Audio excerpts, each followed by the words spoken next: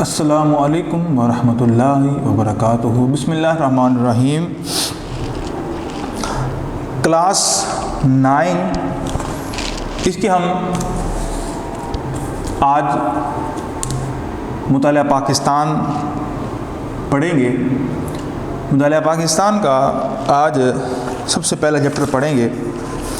پہلے چیپٹر کا نام ہے پاکستان کی نظریاتی اساس، ٹھیک ہے۔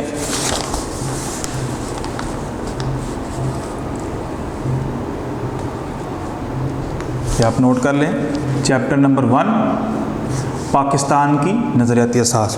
اس کے شارٹ کوسچن پڑھیں گے انشاءاللہ، وہ میں آپ کے سامنے لکھوں گا اور آپ نے بعین ہی اس کو یاد کرنا ہے اور آپ نے اس کو نوٹ کرنا ہے۔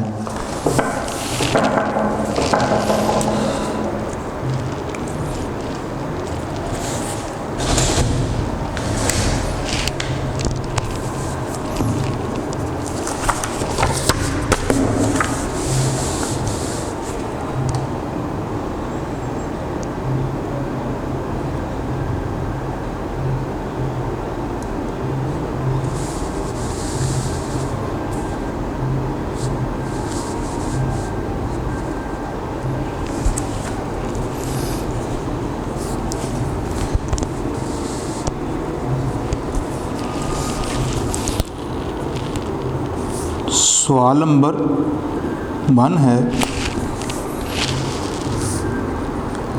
نظریہ سے کیا مراد ہے؟ نظریہ سے کیا مراد ہے؟ نظریہ کسے کہتے ہیں؟ کا جواب ہے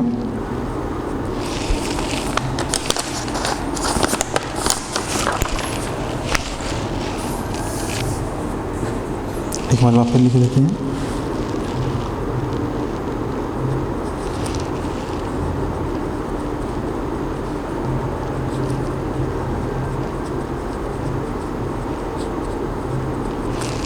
نظریے سے کیا مراد ہے؟ اس کا آنسر ہے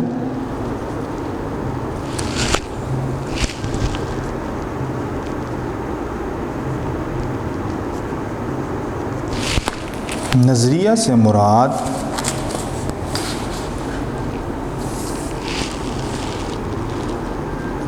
ایک ایسا لائحہ عمل یا پروگرام ہے جس کی بنیاد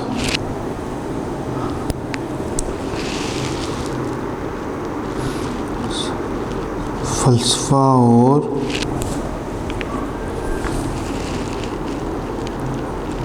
تفکر پر رکھی گئی ہو۔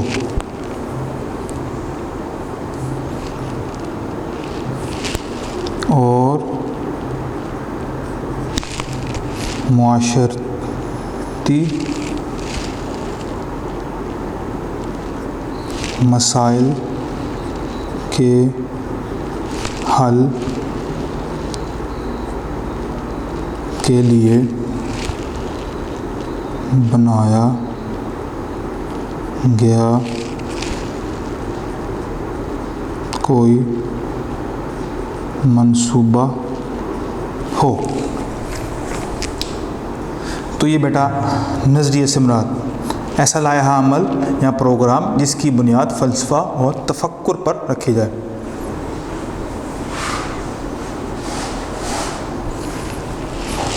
نمبر 2،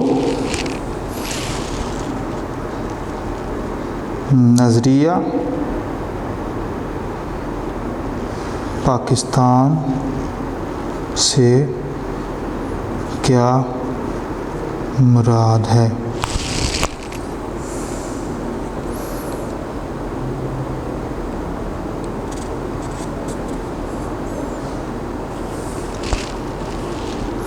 اس کا جواب ہے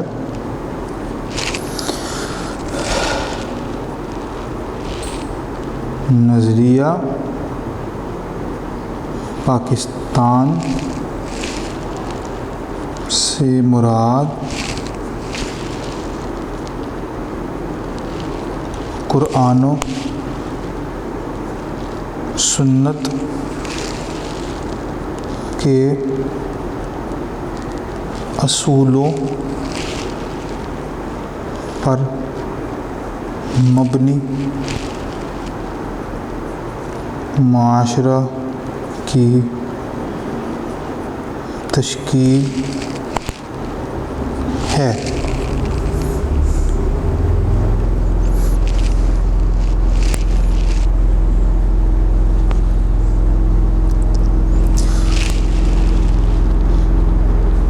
پاکستان ایک نظریاتی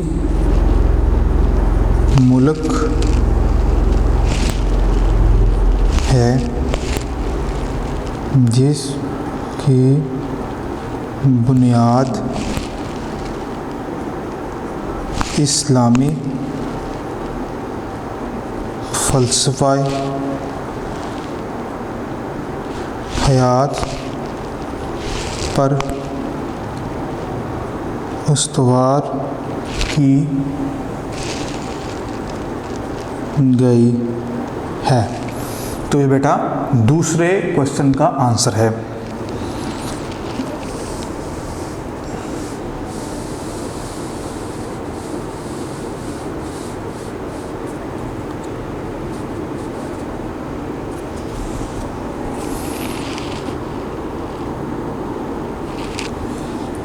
کوشچن نمبر 3 کی طرف آتے ہیں۔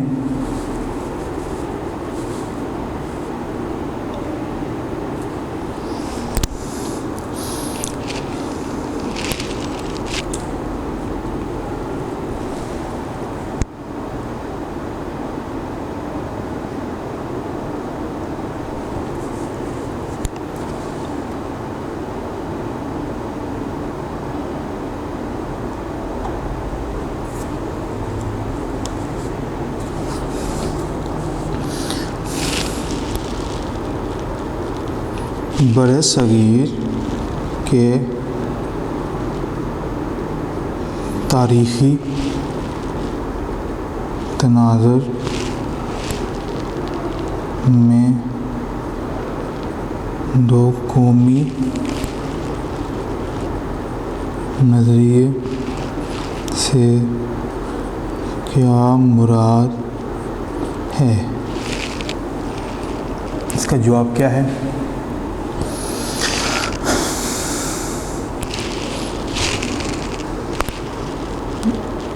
اس سے مراد یہ ہے کہ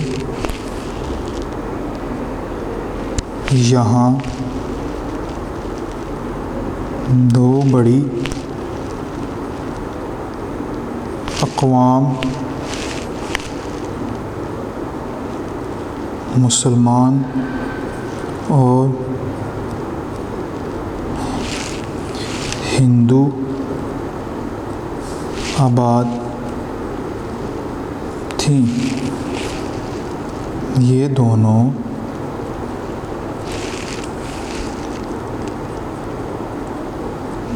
اقوام اپنے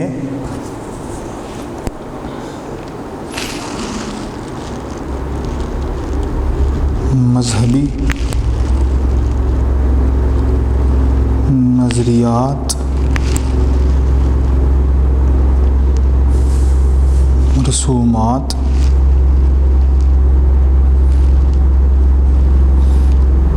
طرز زندگی، اجتماعی فکر اور عادات میں ایک دوسرے سے بالکل مختلف تھیں۔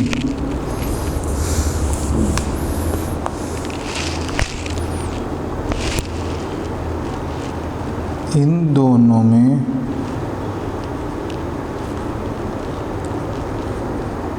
صدیوں اکٹھا رہنے کے باوجود بھی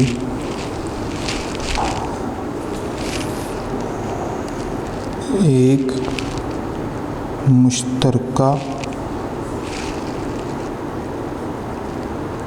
معاشرت وجود میں نہ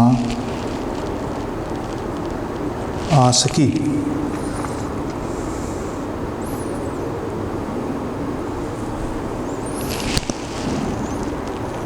اسی دو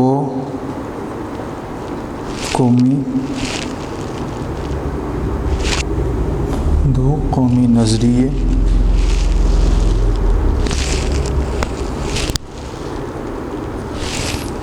کی بنیاد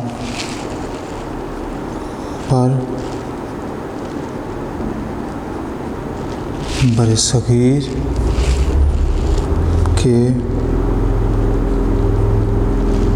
مسلمانوں نے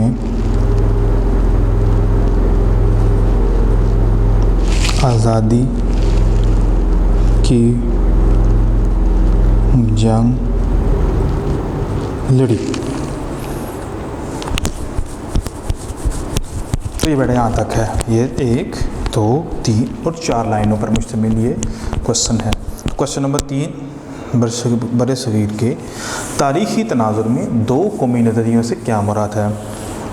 تو یہ ہے، اس کا مختصر آپ کو بتاؤں کہ ہندوستان میں 2 طرح کی قومیں آباد ہیں، زیادہ اکثریت میں یا تو ہندو ہیں یا مسلمان ہیں۔ دونوں کی ہر طرح سے رسومات بھی مختلف ہیں، اطوار بھی مختلف ہیں، اور اکٹھے صدیوں سے رہنے کے باوجود بھی ان کی عادتیں جو ہے وہ چینج نہیں ہوئیں، تو لہذا مسلمانوں نے آزادی کے لیے احتجاج شروع کر دیے۔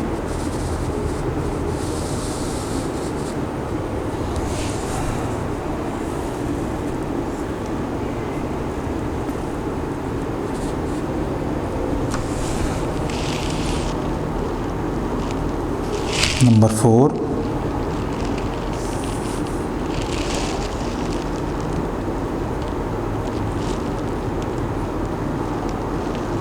قائد اعظم رحمۃ اللہ علیہ نے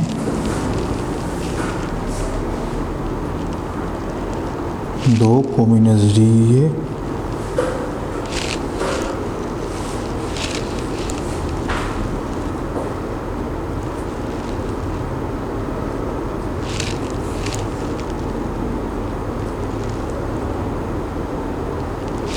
کیا فرمایا؟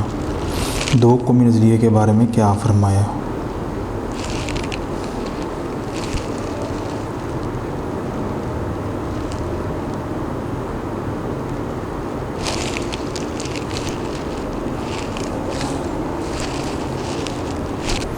آپ نے فرمایا قومیت کی جو بھی تعریف کی جائے مسلمان اس تعریف کی روح سے الگ قوم ہیں، وہ اس بات کا حق رکھتے ہیں کہ اپنی الگ مملکت قائم کریں۔ جو بھی قومیت کی تعریف کی جائے تو اس تعریف سے یہی بات سامنے آئے گی کہ مسلمان ایک علیحدہ قوم، ان کی علیحدہ شناخت ہے، تو وہ ہر روح سے لحاظ سے ایک الگ قوم ہے، وہ اس بات کا حق رکھتے ہیں کہ اپنی الگ مملکت قائم کریں۔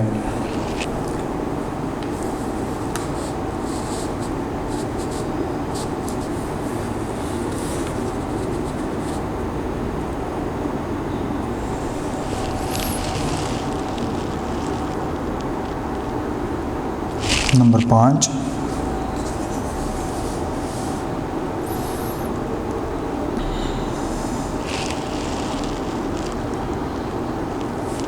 نظریے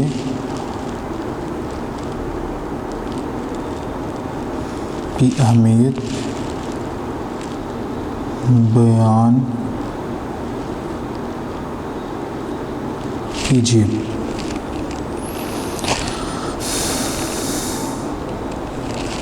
نمبر 1، نظریہ کسی سیاسی،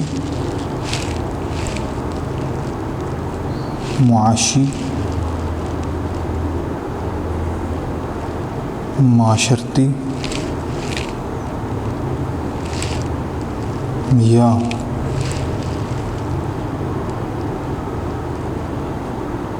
ثقافتی تحریک کی بنیاد فراہم کرتا ہے۔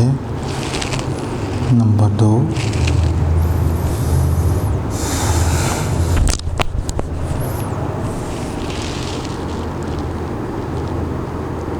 نظریہ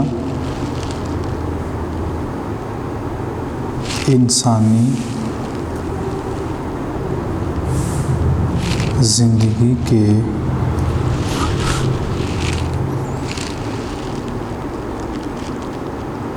مختلف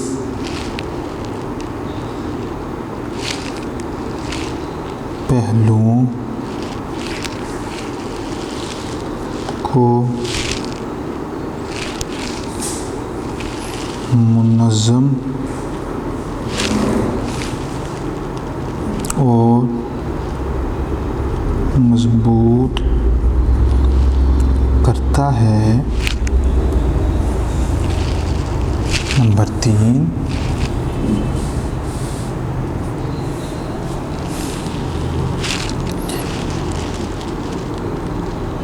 نظریہ انسان کے ایک دوسرے کے ساتھ قومی حقوق و فرائض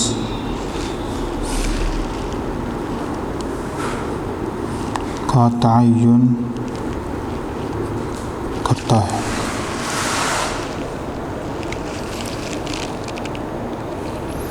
تو یہ بیٹا کوشچن نمبر 5 ہے، اس کو آپ نوٹ کر لیں۔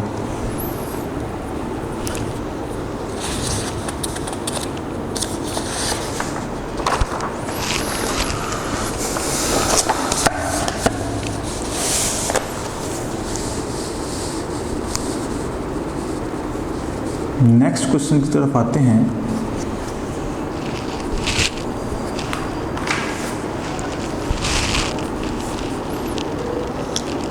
کوشچن نمبر 6 ہے،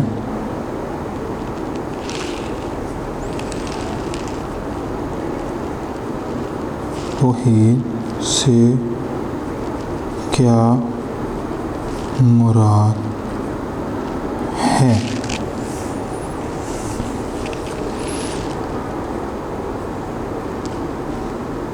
توحید سے مراد کہ اللہ تعالی ساری کائنات کا خالق مالک ہے،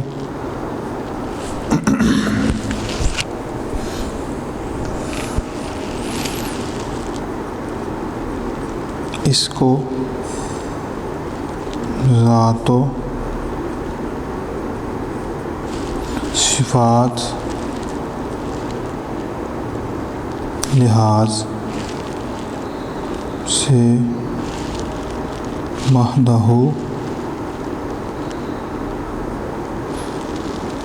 لا شریک مانا جائے۔ یعنی توحید سے مراد یہ ہے کہ اللہ تعالیٰ ایک ہیں، صرف اسی کی عبادت کی جائے گی اور اس کے علاوہ کسی کی عبادت نہیں ہے۔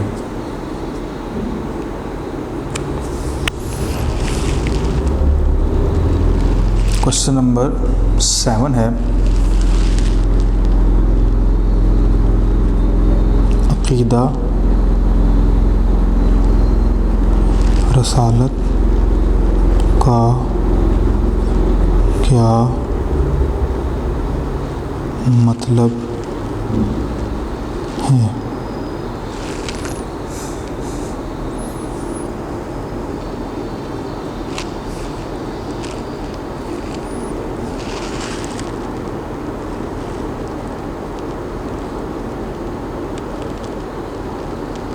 عقیدہ رسالت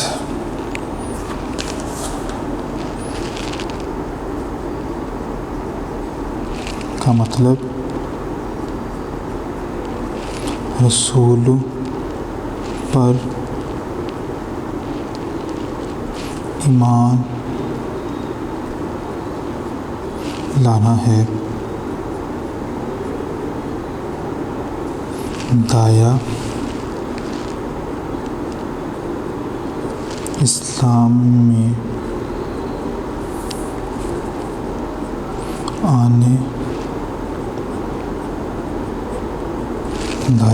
آنے کے لیے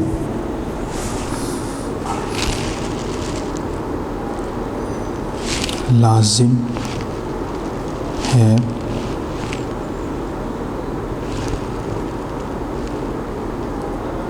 رسالت کو دل و جان سے تسلیم کیا جائے،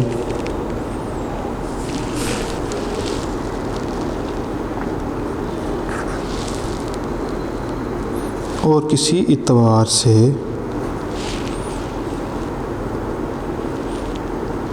اس میں شک و شبہ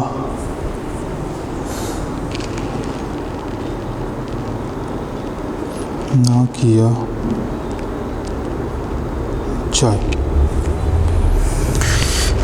تو یہ ہے عقیدہ رسالت کوشچن۔ آگے کوشچن نمبر 8 ہے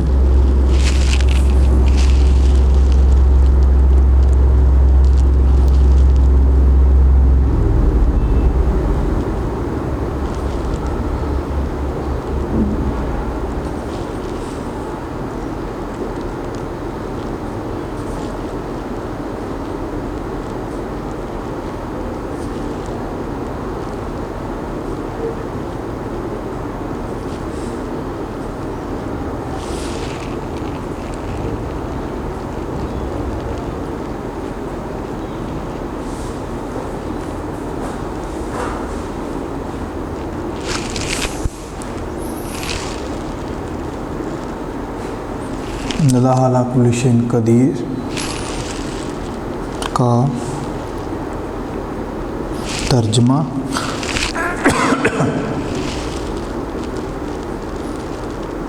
لکھیے۔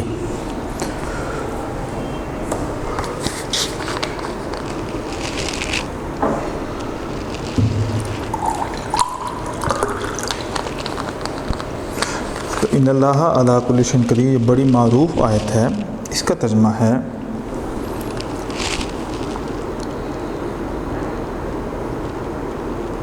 بے شک اللہ تعالی ہر چیز پر قادر ہے، یعنی کہ کوئی بھی شے اس کی قدرت سے باہر نہیں ہے۔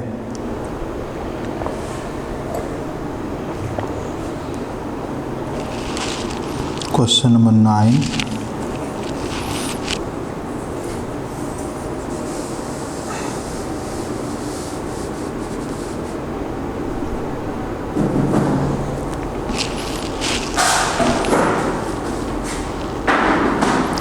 اخوت کے بارے میں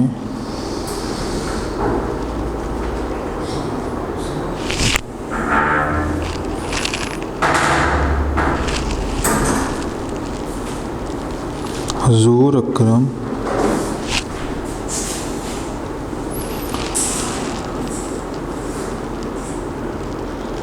صلی اللہ علیہ وسلم کا کیا ارشاد مبارک ہے؟ اخوت کیا ہوتی ہے؟ جواب اس کا ہے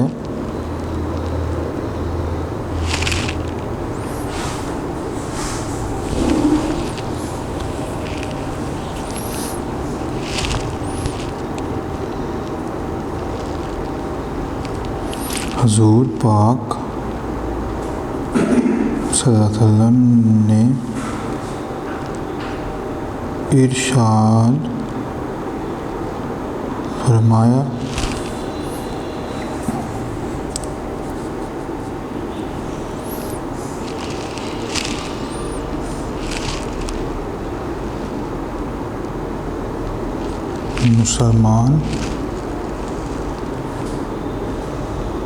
مسلمان کا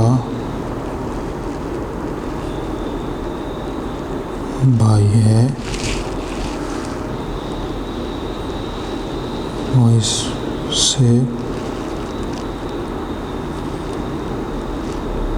خیانت نہ کرے۔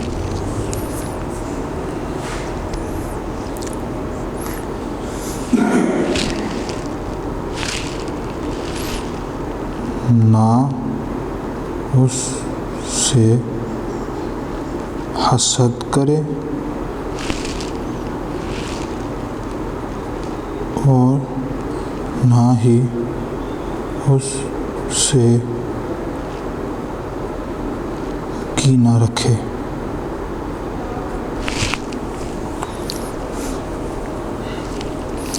نمبر 10 آخری کوشچن ہے،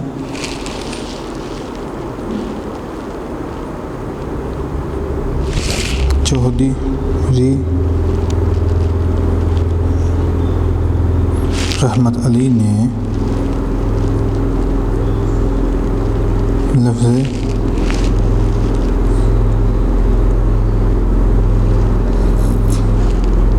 لفظ پاکستان کب تجویز کیا؟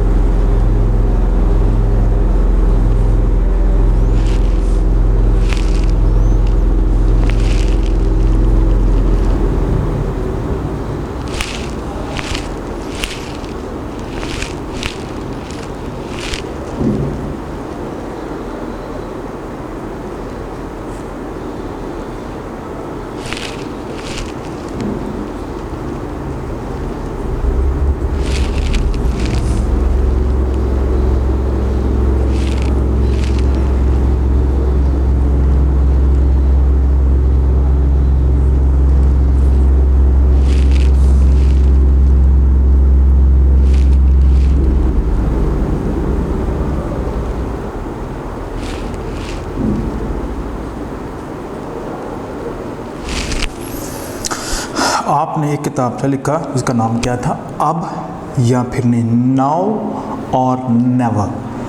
اس کتابچہ میں چودھری رحمت اللہ علیہ نے علامہ اقبال کے تصور کو حقیقی رنگ دیتے ہوئے 1933 میں پاکستان کا نام تجوید کیا تھا۔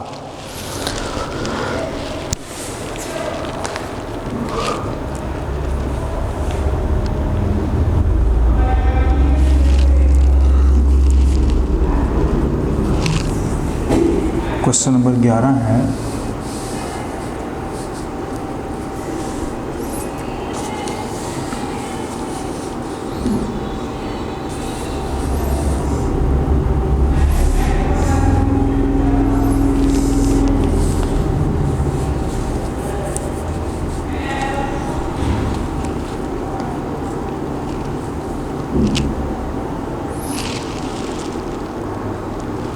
علامہ اقبال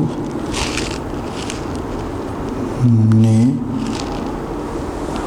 مسلم ملت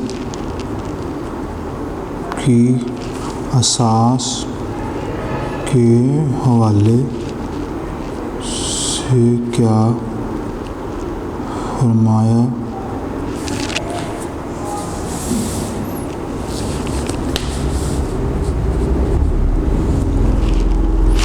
جواب ہے، مسلمان اسلام کی وجہ سے ایک ملت ہیں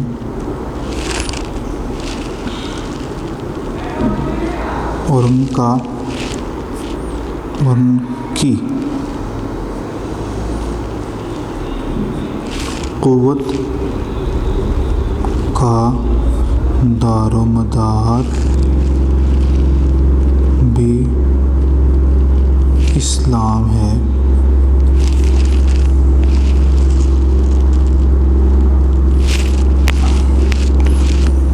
انہوں نے مسلم ملت کی اساس کے حوالے سے حقیقی تصور اپنے اشعار میں پیش کیا تھا۔ ٹھیک ہے، تو یہ اگر آپ یہاں تک بھی لکھ سکتے ہیں۔ اگر آپ ساتھ شعر بھی لکھنا چاہیں، اپنی ملت پر قیاس اقوام مغرب سے نہ کر، خاص ہے ترکیب میں قوم رسول ہاشمی، ان کی جمعیت کا ہے ملک و نسب پر انحصار، قوت مذہب سے مستحکم ہے جمعیت تیری۔ تو یہ آپ شعر بھی یاد کر سکتے ہیں یا آپ بک سے آپ اس کو نوٹ کر سکتے ہیں۔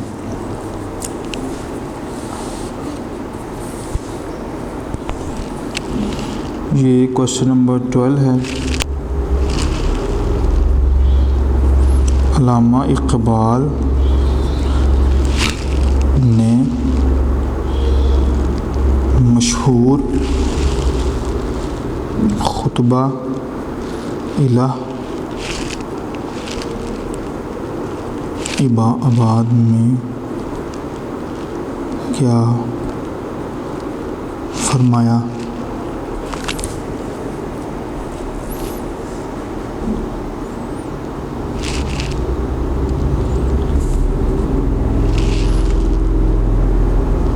مسلمان یہ کبھی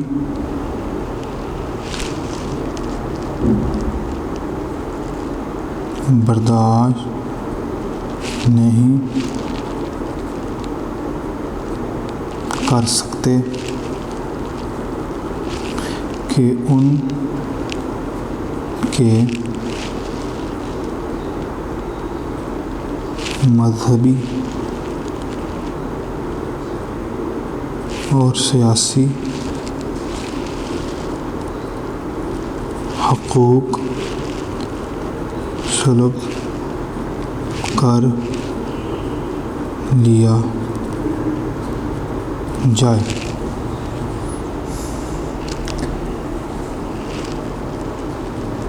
لہذا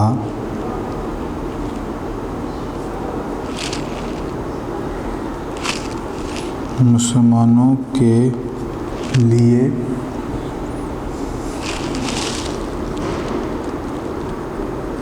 پنجاب سرحد، سندھ اور بلوچستان کو ملا کر ایک ریاست بنا دی جائے۔ کہ مسلمان کبھی برداشت نہیں کر سکتا کہ ان کے یہ حقوق جو مذہبی اور سیاسی حقوق ہیں ان کو ختم کر دیا جائے۔ تو مشورہ یہ دیا کہ میرا جو مشورہ یہ ہے کہ پنجاب سرحد، سندھ، بلوچستان کو ملا کر ایک ملک بنا دینا چاہیے، تو ایسا ہی ہوا۔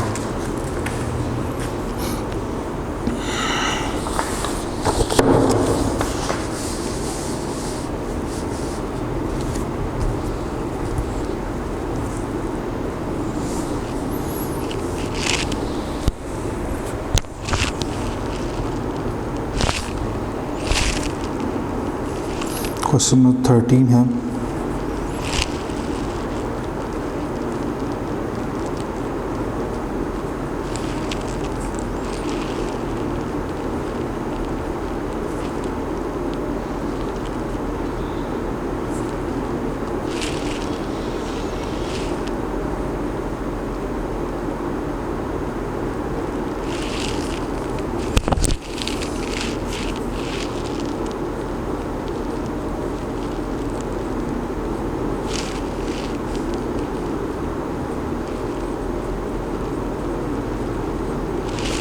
اسٹیٹ بینک نے افتتاح کرتے ہوئے کیا فرمایا؟ جب اسٹیٹ بینک افتتاح کر رہے تھے تو قائد اعظم نے کیا فرمایا؟ فرمایا مغرب کے معاشی نظام نے انسانیت کے لیے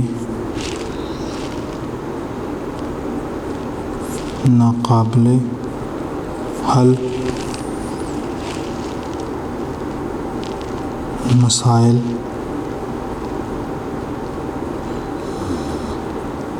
پیدا کیے ہیں، اور یہ لوگوں کے درمیان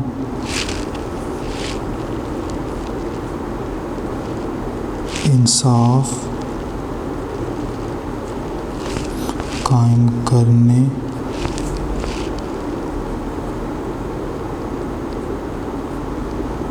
ناکام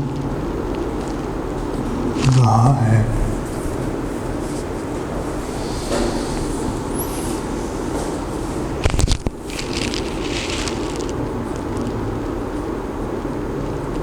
ہمیں دنیا کے سامنے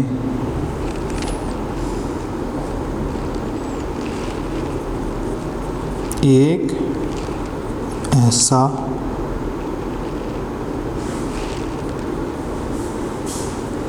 معاشی نظام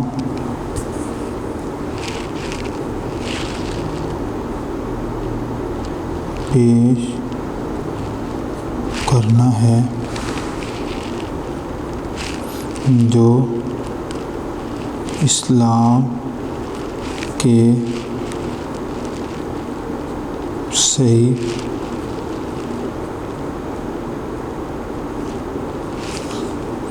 تصور، مساوات، سماجی انصاف کے اصولوں پر مبنی ہو۔ تو مغرب کے مغرب نے جو کتنے مسائل پیدا کر دیے ہیں، تو ہمیں ایک ایسا سسٹم متعارف کروانا ہے جو صحیح اسلام کے اصولوں کے مطابق ہو۔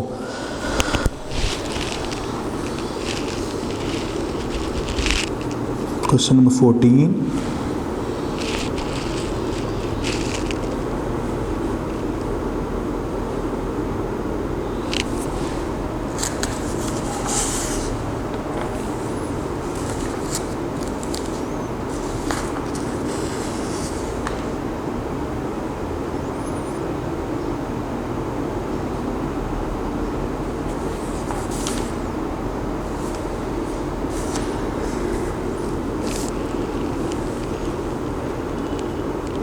قائد اعظم نے قومیت کے بارے میں کیا فرمایا؟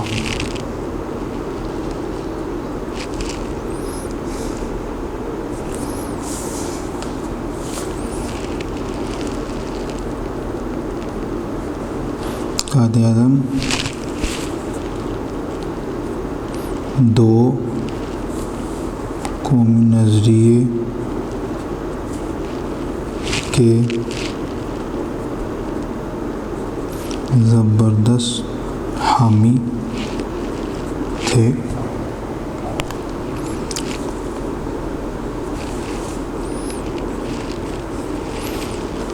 وہ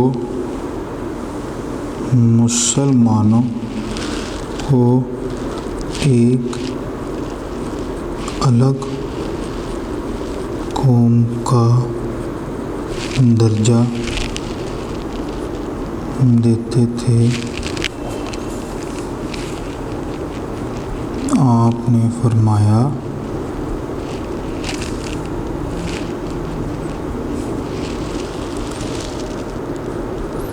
قومیت کی جو بھی تعریف کی جائے، مسلمان اس تعریف کی روح سے الگ قوم ہیں اور وہ اس بات کا حق رکھتے ہیں کہ اپنی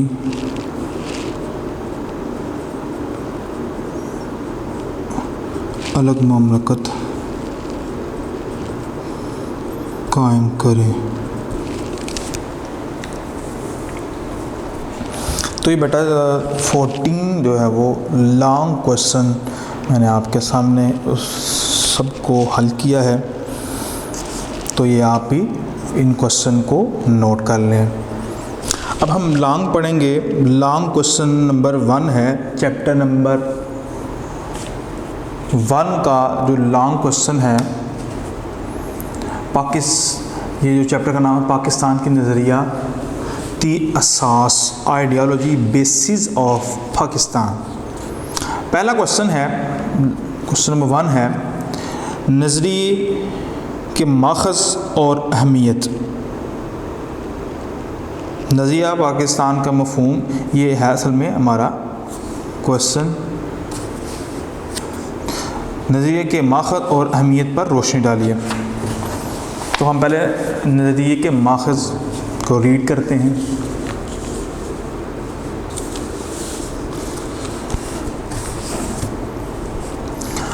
نظریے کے ماخذ، سورسز آف آئیڈیالوجی۔ مندرجہ ذیل کی وجہ سے لوگوں میں نظریات کی تشکیل ہوتی ہے۔ مشترکہ مذہب محض عبادت کا مجموعہ نہیں ہوتا، بلکہ وہ کسی قوم کی پوری معاشرتی زندگی پر اثر انداز ہوتا ہے۔ 19ویں صدی میں برِ صغیر پاک و ہند میں کئی ہندو تحریکوں مثلاً آریہ سماج اور برہمو سماج وغیرہ نے جنم لیا، جن کا مقصد ہندوازم کی اشاعت و ترویج اور مسلمانوں کو نیچا دکھانا تھا۔ آریہ سماج کے بانی پنڈت دیانند سرسوتی نے تو شدھی کے نام سے ایک پروگرام شروع کیا تھا، جس کا مقصد غیر ہندوؤں کو زبردستی ہندو یعنی شدھی ہندو ذہن کے مطابق پاک صاف بنانا تھا۔ یعنی کہ یہ ان کی خاص ایک تحریک تھی، شدھی کی تحریک، جس میں مسلمانوں کو یا اس کے علاوہ اور بھی کوئی مذہب والا ہوگا تو اس کو جس طرح ڈنڈے کی بنیاد کے اوپر اور زبردستی ان کو ہندو بنانا۔ اور آج بھی یہ تحریکیں اور یہ لوگ سرگرم عمل ہیں اور اپنی اس بد فعلی اور اپنے اس برے کردار سے وہ آج بھی مشہور ہیں۔ آپ نے عموماً ویڈیوز دیکھی ہوں گی جس میں وہ مسلمانوں کے منہ سے یہ نعرے لگوا رہے ہیں اور کہلوا رہے ہیں کہ تم اس چیز کا نعرہ لگاؤ۔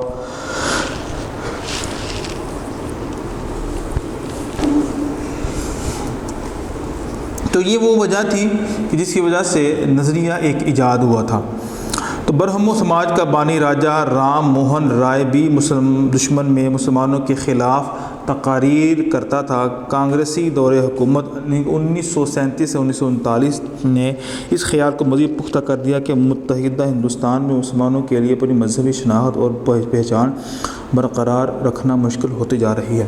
تو بیٹا کوشچن بھی ذرا سمجھ لیں تو آپ کو آنسر لکھنے میں آسانی ہو جائے کہ یہ نظریہ جو پاکستان ہے یہ آخر کیوں پروان چڑھا، اور یہ دن بدن جو تحریک ہے یہ کیوں مضبوط ہوتی گئی۔ تو اس کی سب سے پہلی بنیاد تھی مشترکہ مذہب تھی، کہ وہاں پر جو تھے مسلمان اور زیادہ تر ہندو رہتے تھے، اور ان دو کی جو اکثریت تھی اس بنا پر وہ زیادتی کیا کرتے تھے مسلمانوں کے اوپر۔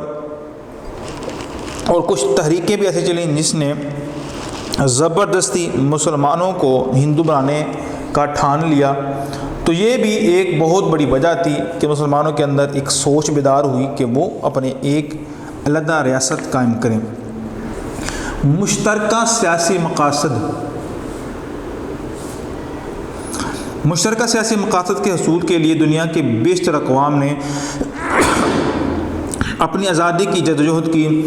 انگریزوں کی آمد سے برصغیر پاک و ہند میں جمہوریت کا تصور ابھرا، یعنی کہ پہلے تو ان کے بادشاہ چلا کرتی تھی۔ 1857 کی جنگ آزادی میں سے پہلے ہندوستان کے اندر ایک بادشاہانہ نظام چلتا تھا، لیکن اس کے بعد جب جو گورے ہیں اس پر قابض ہوئے، ہندوستان کے اوپر قابض ہوئے، تو انہوں نے وہاں پر جمہوریت کو فروغ دیا اور جمہوریت کو وہاں پر لاگو کر دیا۔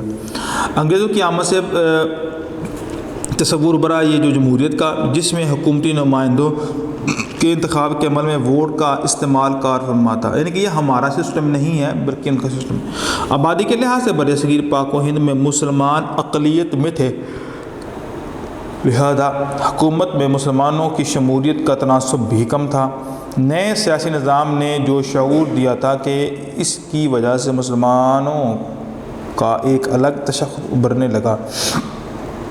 اب چونکہ ان کی تعداد بھی زیادہ تھی اور حکومتی سطح پر ان کی سیٹ بھی زیادہ تھی اور سیاسی اعتبار سے بھی ان کی سیٹ کافی زیادہ تھی، عہدے بھی زیادہ تھے، تو لہذا مسلمانوں نے یہ ایک سمجھا کہ ان کے لیے بھی ایک علیحدہ ریاست ہو جہاں پر ان کی اکثریت ہو۔ مشترکہ تعلیمی مقاصد بھی کسی قوم کے نظریے کے مقصد ہوتے ہیں۔ انگریزوں نے برصغیر پر تسلط کے بعد جو نظام تعلیم متعارف کرایا، اس میں انگریزی زبان کو مرکزی حیثیت حاصل تھی۔ مسلم علماء نے رد عمل کا اظہار کرتے ہوئے انگریزی زبان سیکھنے کے خلاف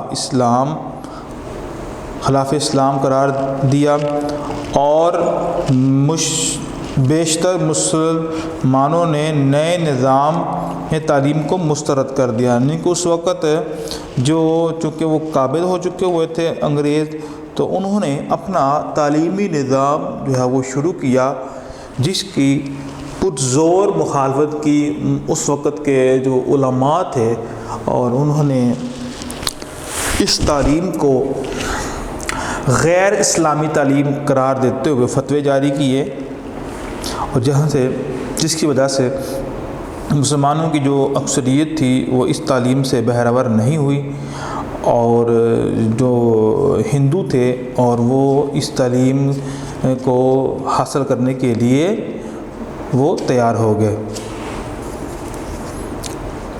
یہ رد عمل ایک نظریے کی بنیاد پر ہوا، اور وہ نظریہ اسلام تھا۔ تو مسلمانوں کی چونکہ اپنی شناخت ہوتی ہے تو وہ کسی کی شناخت کے مطابق کوئی کام نہیں کر سکتے۔ مشترکہ معاشی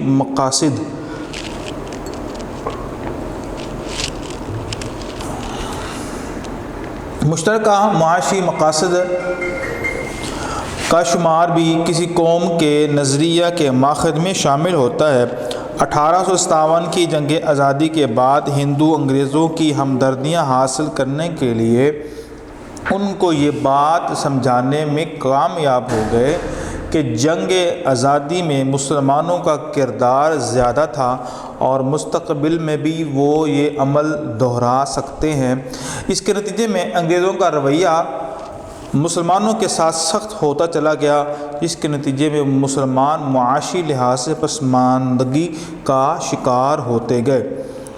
چونکہ مسلمان تو ان کے خلاف تھے اور ہر صورت میں کبھی ان کا ساتھ دینے پر آمادہ نہیں تھے، تو لہذا انہوں نے پلاننگ کی اور انہوں نے ایک طریقہ کار رکھا کہ ہندوؤں سے پیار و محبت اور عہدے اور مسلمانوں کے لیے زنجیریں اور مسلمانوں کو زد و کوب جو ہے وہ کرنا شروع ہو گئے۔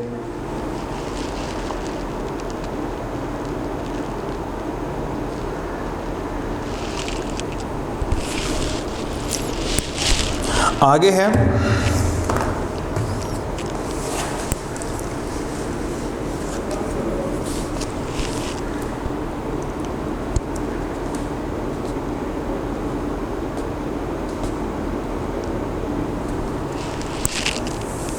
مسلمانوں کو نظر انداز کر دیا گیا۔ اس صورت حال میں مسلمانوں کے لیے کاروبار اور تجارت کے مواقع ختم ہو گئے، لیکن انہوں نے اپنے نظریے کو نہ چھوڑا۔ آگے ہے مشترکہ ثقافتی مقاصد۔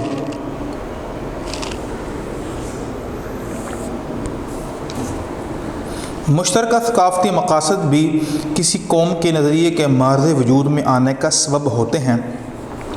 انگریزوں کے ہندوستان پر قابض ہوتے وقت اردو کو سرکاری زبان کی حیثیت حاصل تھی۔ اردو کیونکہ عربی رسم الخط میں لکھی جاتی تھی، لہذا اسے اسلام اور مسلمانوں کے قریب تصور کیا جاتا تھا، جبکہ ہندی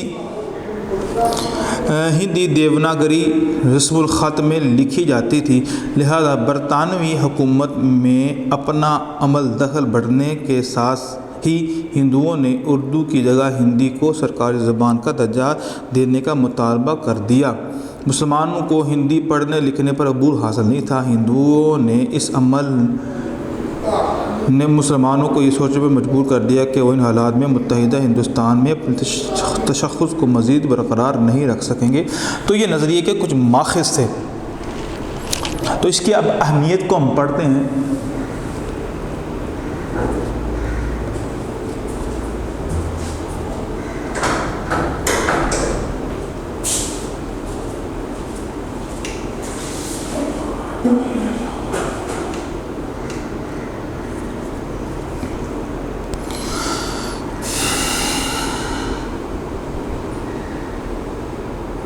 نظریہ لوگوں کی سوچ کا عکاس ہوتا ہے۔ اقوام اسی وجہ سے زندہ نظر آتی ہیں۔ نظریہ انسان کے ایک دوسرے کے ساتھ قومی حقوق و فرائض کی وضاحت کرتا ہے۔ نظریہ قوم کی متحد رکھنے میں ممدود و معاون ثابت ہوتا ہے۔ نظریہ مقاصد کے حصول کے لیے ہر قسم کی مشکلات کا مقابلہ کرنے کی طاقت کا سرچشمہ ہوتا ہے۔ ٹھیک ہے، تو یہ علماء یہاں تک۔ آگے نظریہ کا وجود میں آنا۔ کوئی بھی نظریہ فوراً وجود میں نہیں آتا، بلکہ اس کے پیچھے کچھ واقعات کار فرما ہوتے ہیں۔ عام طور پر نظریہ معاشرے کے پسماندہ لوگوں کی محرومیاں ختم کرنے کے لیے وجود میں آتا ہے۔ یاد رکھیے جب کوئی عمل ہوتا ہے تو اس کے جواب میں ہم کیا لفظ استعمال کرتے ہیں؟ رد عمل۔ اگر مسلمانوں کو ہندوستان یعنی جو اس وقت جو بر صغیر تھا تو وہاں پر اگر اکٹھے رہتے ہوئے کوئی پرابلم نہ ہوتی، کوئی مسئلہ اور کوئی جھگڑا نہ ہوتا تو مسلمان کبھی بھی ہندوؤں سے علیحدہ نہ ہوتے۔ تو یہ سوچ کیوں بنی؟ آخرکار اس کے پیچھے کوئی نظریہ تو یا پیچھے ایک لمبی داستان تو ضرور تھی۔ تو یہی وہ وجہ تھی جس نے مسلمانوں کو مجبور کیا کہ وہ اپنی ایک علیحدہ ریاست جو ہے وہ قائم کریں۔ امریکہ میں مساوی حقوق کے لیے نظریہ۔ طویل عرصہ بنیادی انسانی حقوق سے محرومی نے امریکہ کے سیاہ فام افراد میں مساوی حقوق کے نظریے کو جنم دیا، جو مساوی حقوق کے حصول کے لیے ان کی جدوجہد کی بنیاد۔ امریکہ میں جو سیاہ لوگ تھے، جس کو ہم حبشی کہتے ہیں، ان کو ان کے حقوق سے کوسوں دور رکھا جاتا تھا، اور یہی وہ وجہ تھی کہ ان کے اندر اس چیز کا جو جذبہ ہے وہ ابھرا کہ ہم بھی اپنے اس حقوق کے لیے محنت کریں اور کوشش کریں تاکہ ہمیں ہمارا یہ جو حق ہے وہ مل جائے۔ تو یہ بیٹا آپ کا یہ کوشچن کمپلیٹ ہوا۔ یہاں تک آپ نے یہ دو یہاں سے لے کر یہاں تک آپ نے یاد کرنا ہے۔ اب ہمارا نیکسٹ کوشچن ہے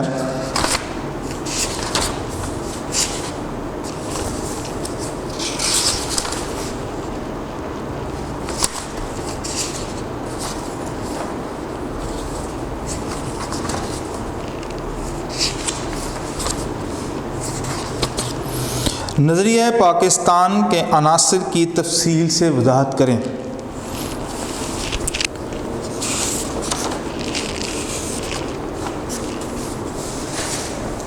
یہ ہے نظریہ پاکستان کے عناصر۔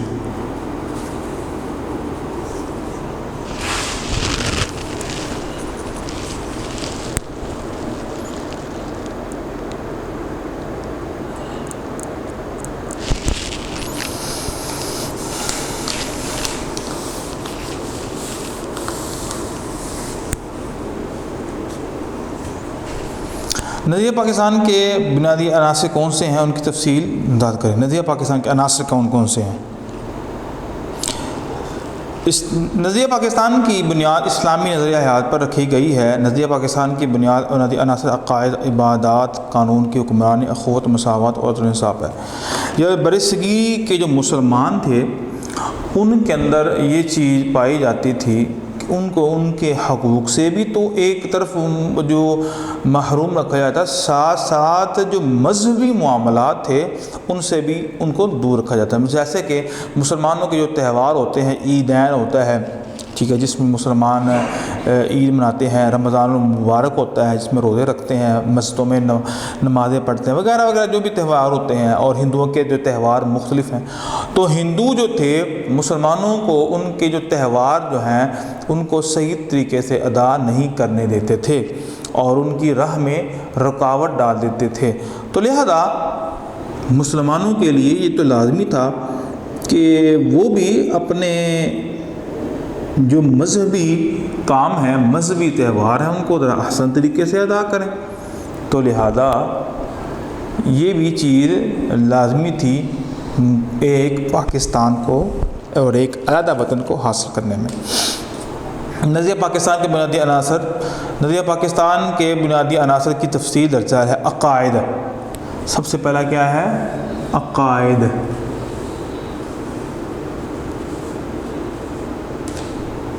عقائد جس کو ہم بلیفز کہتے ہیں، اعتقادات جو ہوتے ہیں ہمارے۔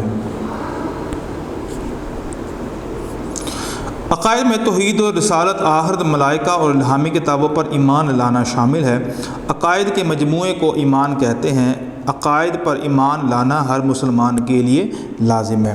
ہر مذہب کے کچھ بلیفز ہوتے ہیں، ٹھیک ہے، انہوں نے اپنے اپنے اعتقاد رکھے ہوتے ہیں، جیسا کہ ہندوؤں کا اعتقاد اور عقیدہ ہے کہ بت جو ہے وہ اولاد دیتا ہے، وہی سب کچھ کرتا ہے، اسی کے سامنے ہمیں عبادت کرنی ہے، یہ سارا کچھ، یعنی کہ ان کے ساتھ عقائد ہیں۔ اور کرسچنس کے وہ کہتے ہیں حضرت عیسیٰ علیہ السلام اللہ کے بیٹے ہیں اور وہ بھی رب ہیں، رب جو ہے وہ ایک نہیں ہے، رب تین ہے، اور حضرت مریم علیہ السلام اور حضرت عیسیٰ علیہ السلام اور اللہ تعالیٰ کو یہ تین رب جو ہے وہ کہتے ہیں۔ لقد کفر الذین قالوا ان اللہ ثالث ثلاثہ، تو اللہ تعالیٰ نے فرمایا ہے ان لوگوں نے کفر کیا ہے جس نے کہا کہ اللہ تیسرے میں سے تیسرا ہے، یعنی کہ پہلا رب حضرت عیسیٰ، دوسرا حضرت مریم اور تیسرا اللہ تعالیٰ۔ تو اللہ نے فرمایا ایسے کہہ کر وہ لوگ کیا ہو گئے؟ کافر ہو گئے۔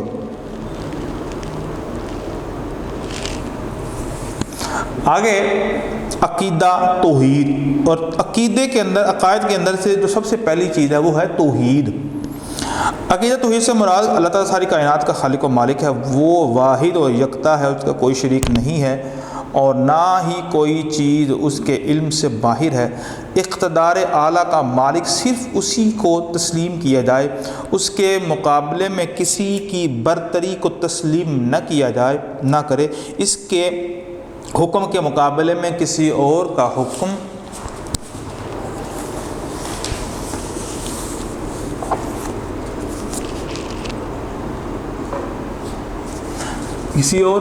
نہ مانا جائے اور اس کے بنائے ہوئے قانون اور اصولوں کے مطابق اپنی پوری زندگی گزارے۔ ان اللہ علی کل شیء قدیر، اللہ ہر شے پہ قادر ہے۔ انی جاعل فی الارض خلیفہ، بے شک میں زمین میں ایک نائب بنانے والا ہوں۔ اللہ تعالیٰ کے فرمان کے مطابق انسان کی حیثیت اللہ تعالیٰ کے نائب کی ہے، لہذا مسلمانوں پر اللہ تعالیٰ کے حکام پر چلنا ضروری ہے۔ اللہ تعالیٰ کے قادر و مطلق ہونے اور انسان کے نائب ہونے کے عقیدے سے خود بخود یہ بات واضح ہوتی ہے کہ انسان اپنی طاقت کی حد تک عمل پر قادر ہے، لیکن اصل قدرت اللہ تعالیٰ کے ہاتھ میں ہے۔ انسان اپنی طاقت کے مطابق عمل کرے، نتیجہ اللہ پر چھوڑ دے۔ توحید تو یہ ہے کہ خدا خشم میں کہہ دے یہ بندہ دو عالم سے خفا میرے لیے ہے۔ نیکسٹ ہے عقیدہ رسالت، یہ سارے اعتقادات ہیں۔ عقیدہ رسالت کا اقرار، ہر مسلمان کے لیے تمام انبیاء و مرسلین پر ایمان لانا دار اسلام میں آنے کے لیے لازمی شرط ہے۔ قرآن مجید میں سورہ رسول کو سچ چشمہ ہدایت ماننا اور ہم وسلم کو اللہ تعالیٰ کا آخری رسول، آخری نبی ماننا، یہ ایمان رکھنا کہ آپ کے بعد کوئی نبی نہیں آئے گا، عقیدہ رسالت کا لازمی جز، اس کا انکار کرے گا وہ مسلمان نہیں ہے کہ محمد سے، یہ یہاں پہ ڈپینڈ کرتا ہے کہ یہ آپ شیئر کر لیتے ہیں یا نہیں۔ نیکسٹ اب ہے یہ جو عقائد سے، کچھ عقائد سے اب ہے عبادات ہیں۔ عبادات میں کون کون سی چیزیں آتی ہیں؟ اسلامی عبادات، عقائد، انصاف، عبادات کے اندر عدل، انصاف، اخوت، بھائی چارہ، مساوات و شریعت کے حقوق، فرائض مذہبی جیسی اسلامی اقدار نظریہ پاکستان کے اساس ہیں۔ اب آگے ہے ارکان اسلام۔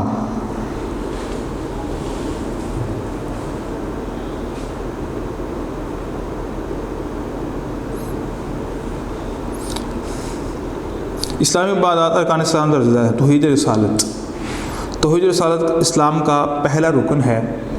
توحید سے مراد اللہ کو وحدہ لا شریک ماننا، اور عقیدہ رسالت کا مطلب یہ ہے کہ تمام رسولوں نبیوں پر ایمان لایا جائے اور اس حقیقت کو تسلیم کیا جائے کہ حضرت محمد صلی اللہ علیہ وسلم اللہ کے آخری رسول نبی ہیں، آپ کے بعد قیامت تک کوئی نبی یا رسول نہیں آئے گا۔ اسلام قبول کرنے کے لیے لازمی تقاضا یہ ہے کہ عقیدہ رسالت کو دل و جان سے تسلیم کیا جائے اور کسی قسم کا بھی اس میں شک و شبہ نہ کیا۔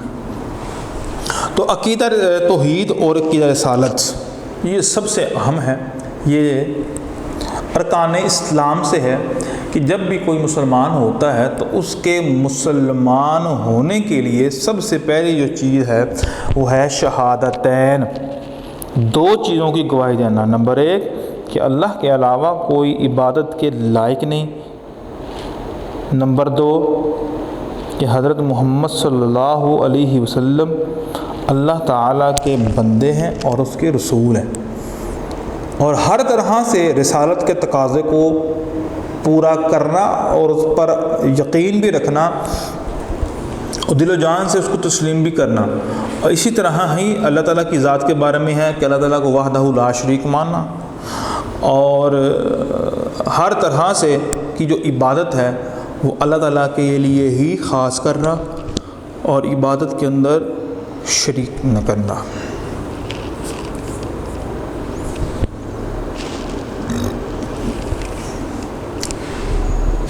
نمبر 2 نماز ہے۔ اسلام کا دوسرا رکن نماز ہے۔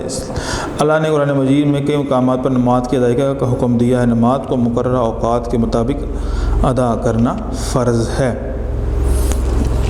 یہ والا پوائنٹ یہاں تک۔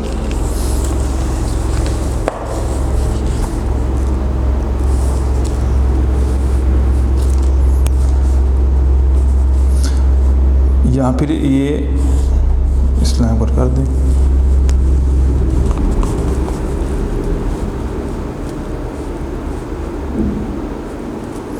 اللہ تعالیٰ نے قرآن مجید میں ارشاد فرمایا ان الصلاۃ کانت علی المؤمنین کتابا موقوتا، بے شک نماز کا ادا کرنا مومنوں پر اوقات مقررہ میں فرض ہے۔ دراصل نماز قائم کرنا دین اسلام کو قائم کرنے کا نمونہ ہے۔ تو بیٹا اس کی کچھ زیادہ وضاحت نہیں کرنی ہے، آپ نے یہاں تک ہی کر لینا ہے۔ نیکسٹ ہے زکوٰۃ۔ آپ اپنے سے بھی بہت چیزیں ایڈ کر سکتے ہیں۔ آپ کو میں اکثر یہ مشورہ دیتا ہوں کہ کبھی بھی آپ لکیر کے فقیر نہ بنیں۔ آپ کچھ چیزیں اپنے الفاظ میں لکھ سکتے ہیں۔ آپ نماز کے بارے میں لکھ سکتے ہیں کہ نماز مومن کی معراج ہے، اللہ سے ملاقات کا ذریعہ ہے، اللہ تعالیٰ نمازی سے محبت کرتے ہیں، پیار کرتے ہیں۔ اسلام کے ارکان میں سے نماز بھی ایک اہم ترین رکن ہے۔ جو نماز پڑھتا ہے وہ مسلمان ہے، جو مسلمان نہیں پڑھتا ہے تو اس کے بارے میں نبی صلی اللہ علیہ وسلم نے بڑی سخت وعیدیں فرمائی ہیں۔ یہ ساری باتیں آپ کو آتی ہیں اور آپ اپنے الفاظ میں سے بھی لکھ سکتے ہیں تاکہ آپ کا لانگ کوشچن تھوڑا سا لینتھی ہو، اور جب آپ کا کوشچن لانگ جو ہوتا ہے وہ تھوڑا سا لینتھی ہوگا تو آپ کو نمبر بھی مل جائیں گے۔ اب ہے زکوٰۃ۔ اسلام کا تیسرا رکن زکوٰۃ ہے۔ زکوٰۃ مالی عبادت ہے اور اسلام کے معاشی نظام کی مضبوطی کا ذریعہ ہے۔ زکوٰۃ کے نظام کی وجہ سے دولت چند ہاتھوں میں اکٹھی ہونے کے بجائے گردش میں رہتی ہے اور معاشرے سے غربت کے خاتمے کا باعث بنتی ہے۔ ہر صاحب نصاب مسلمان پر ہر سال اپنے مال کا 2.5% حصہ اللہ کی رضا کی خاطر غرباء مساکین پر خرچ کرتا ہے۔ اسلام میں زکوٰۃ کو امراء کے مال میں غرباء کا حق قرار دیا گیا ہے، جسے ادا کرنا اس کی ذمہ داری ہے۔ تو زکوٰۃ یہ تیسرا رکن ہے، بڑا ہی اہم رکن ہے، اور اس سے معاشی نظام بڑا مضبوط ہوتا ہے۔ کیونکہ یاد کیجیے جب دولت صرف ایک ہاتھ میں آتی ہے تو پھر وہ ایک ہاتھ میں رہتی ہے، وہ آگے نہیں جاتی ہے، اور زکوٰۃ کے ذریعے دولت پھرتی ہے اور معاشرے کے جو غریب لوگ ہوتے ہیں ان تک بھی مال پہنچ جاتا ہے اور وہ بھی 2 وقت کا کھانا آرام سے کھا لیتے ہیں۔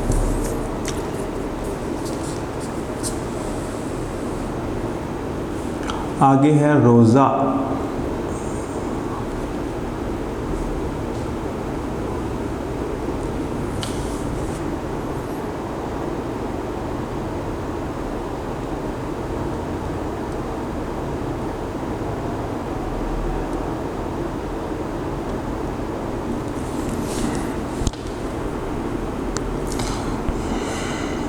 اسلام کا چوتھا رکن روزہ ہے۔ تمام عبادات کی طرح روزہ بھی فرض کا بہترین اظہار ہے اور بندے اور اللہ کے درمیان قربت کا ذریعہ ہے۔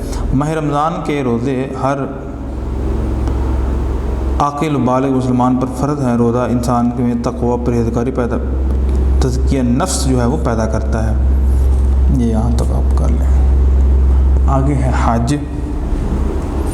اسلام کا 5واں رکن حج ہے جو صاحب استطاعت لوگوں پر فرض ہے۔ حج دنیا بھر کے تمام مسلمانوں کا سالانہ اجتماع ہے۔ تمام مسلمان ایک ہی جامع حرام میں رضا الہی کے حصول کی مشترکہ تمنا دلوں میں لیے ایک مرکز پر جمع ہوتے ہیں اور پوری امت مسلمہ ایک منظم معاشرے میں سمٹ جاتی ہے۔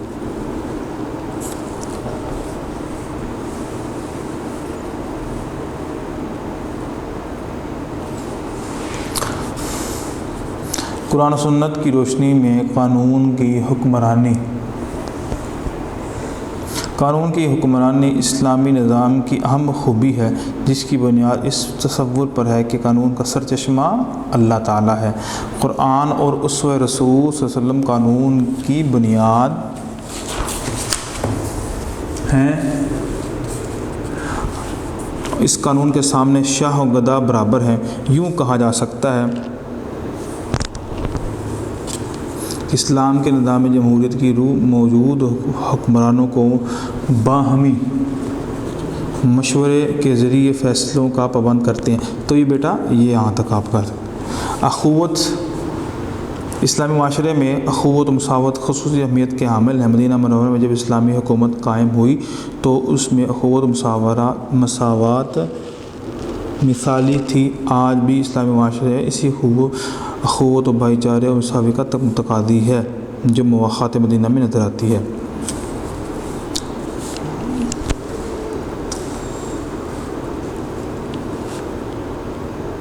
مدینہ منورہ کی اسلامی ریاست مدینہ منورہ میں جب اسلامی ریاست کا قیام عمل میں آیا تو اس میں اخوت بھائی چارے کی بہترین مثال ہجرت مدینہ منورہ کے موقع پر انصار و مہاجرین کی مواخات یعنی بھائی چارہ کی صورت میں دیکھنے میں آئی۔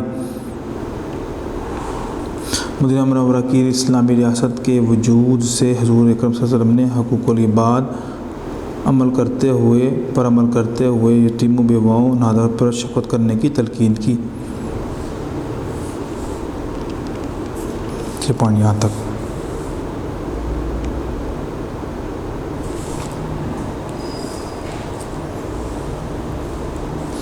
اور پھر اخوت اس بات کا درس دیتی ہے کہ آپس میں برادرانہ تعلق قائم ہو تاکہ کسی کے حقوق غصب نہ کیے جا سکے اور نہ ہی کوئی کمزور پر ظلم کرے۔ حضور کا شہادت ہے مسلمان دوسرے کا مسلمان بھائی ہے، وہ اس کے ساتھ دھوکہ نہیں کرتا، اس کی خیانت نہیں کرتا اور اس کی غیبت نہیں کرتا۔ تو یہ یہاں تک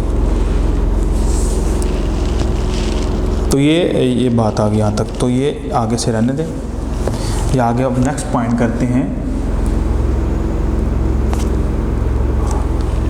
عدل و انصاف۔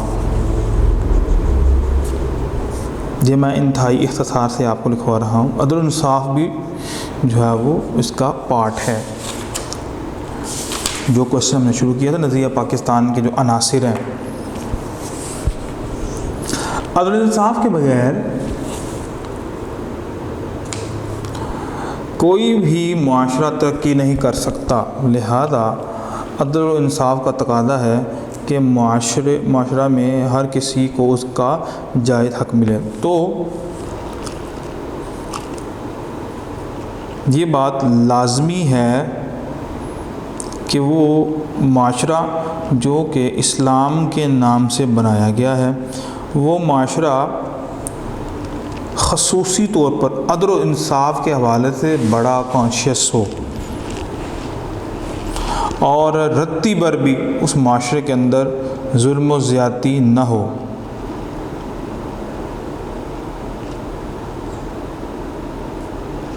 جب کوئی معاشرہ اس میں ظلم اور زیادتی آتی ہے تو یاد رکھ لیجیے وہ معاشرہ کبھی بھی ترقی کی راہ پر گامزن ہو جاتا ہے۔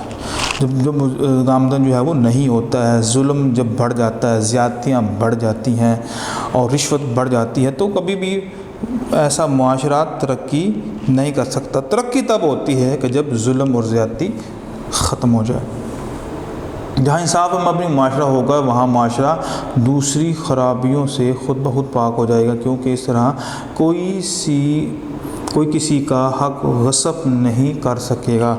سزا کے خوف سے کوئی بھی ایمانی یا ناانصافی، بے ایمانی یا ناانصافی کا مرتکب نہ ہوگا۔ ظاہر سی بات ہے جب سزا ہوگی اور جرم کے حوالے سے ایک سزا متعین کی ہوگی تو ہر بندے کو معلوم ہوگا کہ اگر مجھ سے اس طرح کی کوئی بھی غلطی سرزد ہوئی تو پنشمنٹ جو ہے وہ مجھے ملے گی، تو لہذا انسان خود ہی جو ہے وہ ان چیزوں کو چھوڑ دیتا ہے۔ یہ اللہ پڑھیں یہاں تک۔ حضور صلی اللہ علیہ وسلم نے فرمایا جو قوم عدل و انصاف کو ترک کر دیتی ہے تباہی اور بربادی اس کا مقدر بن جاتی ہے۔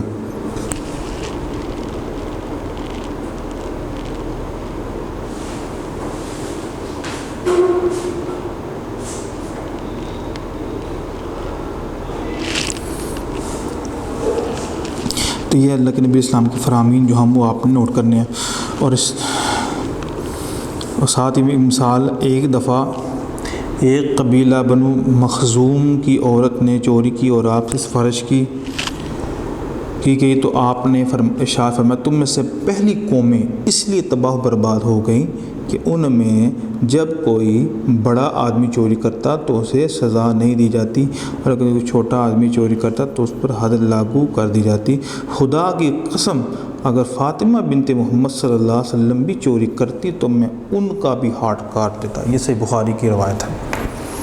کتنی بڑی بات خود رسول اللہ نے فرما دی کہ یہ تو ایک قبیلے کی ایک خاتون ہے، اگر لونہ فاطمہ بنت محمد سارقت لقطات یادہا میری لخت جگر بھی ہوتی تو میں کبھی بھی ترس نہ کھاتا، انصاف اور عدل کے تقاضوں کو پورا کرتے ہوئے اس کے بھی ہاتھ کاٹ دیتا۔ یہ لوگوں کو سمجھانے کے لیے تھا۔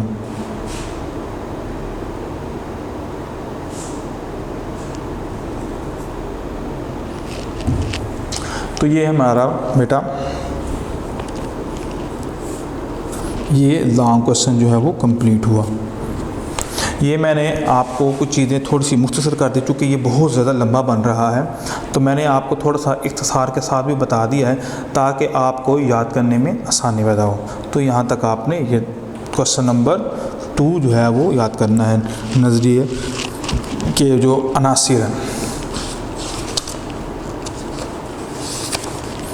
نیکسٹ کویسچن ہے علامہ محمد اقبال کے ارشادات کی روشنی میں نظریہ پاکستان کی وضاحت کریں۔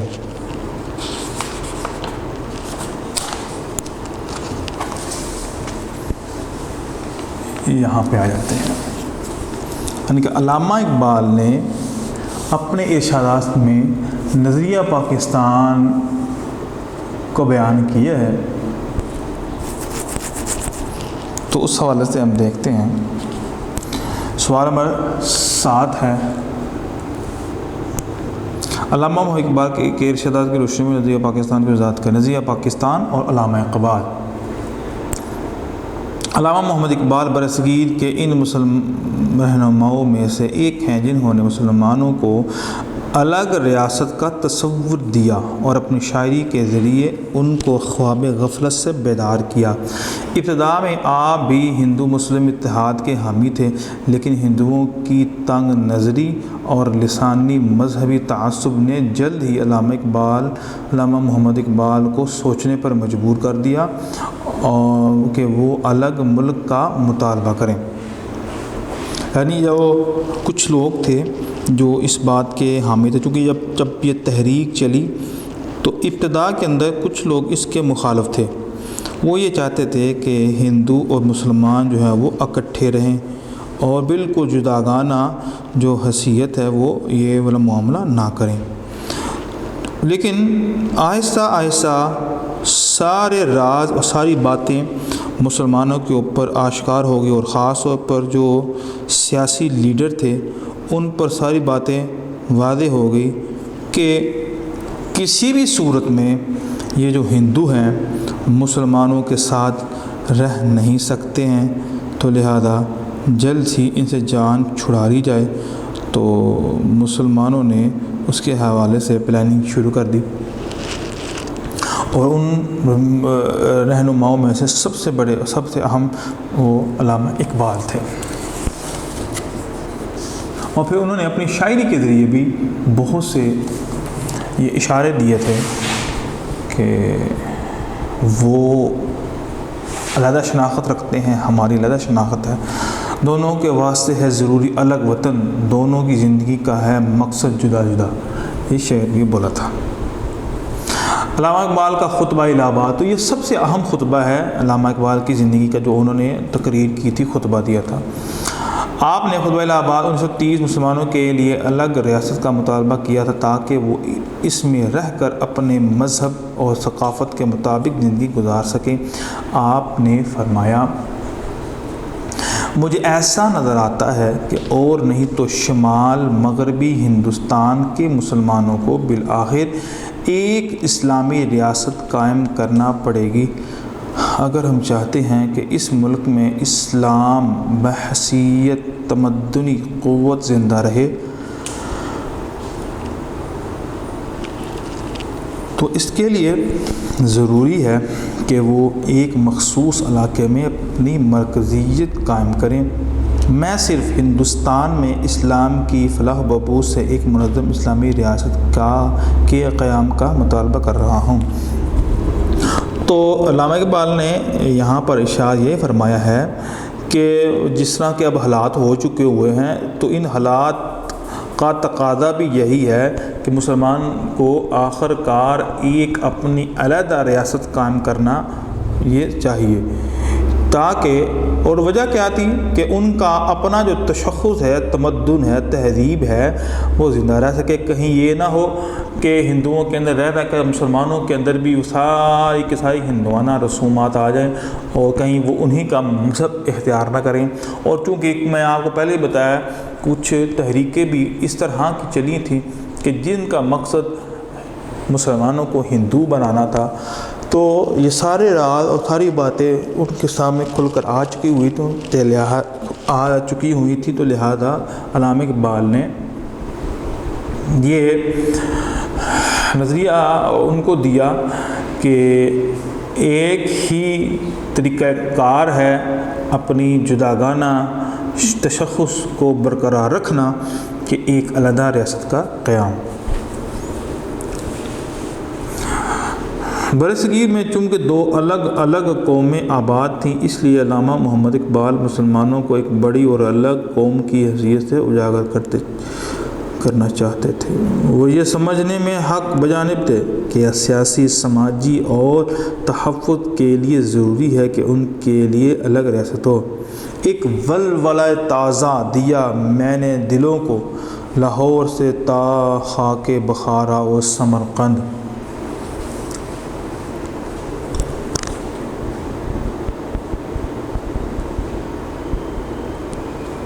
علامہ اقبال نے مسلمانوں کے لیے ایک الگ عزا وطن کے داعی تھے کیونکہ میں بندگی میں گھٹ کے رہ جاتی ہے ایک جوئے کم آب اور آزادی میں بحر بے قراں ہے زندگی. جب انسان غلام ہو تو اس کی زندگی بڑی مفقود سی اور بڑی محدود سوچ ہو جاتی ہے، اور جب انسان آزاد ہوتا ہے تو اس کے سامنے ایک بہت بڑی زندگی ہوتی ہے، کہیں جانے کے لیے بھی راستے ہوتے ہیں.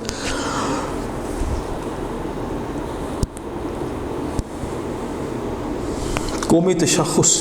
علامہ اقبال مذہب اسلام کو امت مسلمہ کے استحکام کا واحد ذریعہ سمجھتے تھے. فرماتے، اپنی ملت پر قیاس اقوام مذہب سے نہ کر، مغرب سے نہ کر، خاص ہے ترکیب میں قوم رسول ہاشمی.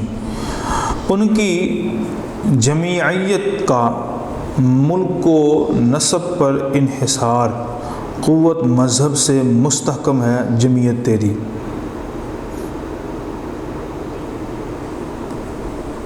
کیونکہ یہ جو جمعیت ہوتی ہے نا، اجتماعیت، یہ مذہب کی وجہ سے مضبوط ہوتی ہے، نہ کہ زیادہ ہونے کی وجہ سے مضبوط ہوتی ہے.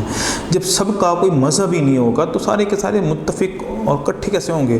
تو یہ جتنی بھی تمہاری جمعیت ہے نا، ان کے لیے جو رہبر ہے نا وہ اللہ کے رسول صلی اللہ علیہ وسلم کے صحابہ ہیں، ٹھیک ہے؟ تو ان کی طرح وہ بنے. علامہ اقبال نے یورپی نظریہ وطنیت کی شدید مخالفت کر کے قوم کی بنیاد وطن کی بجائے عقیدہ کو قرار دیا۔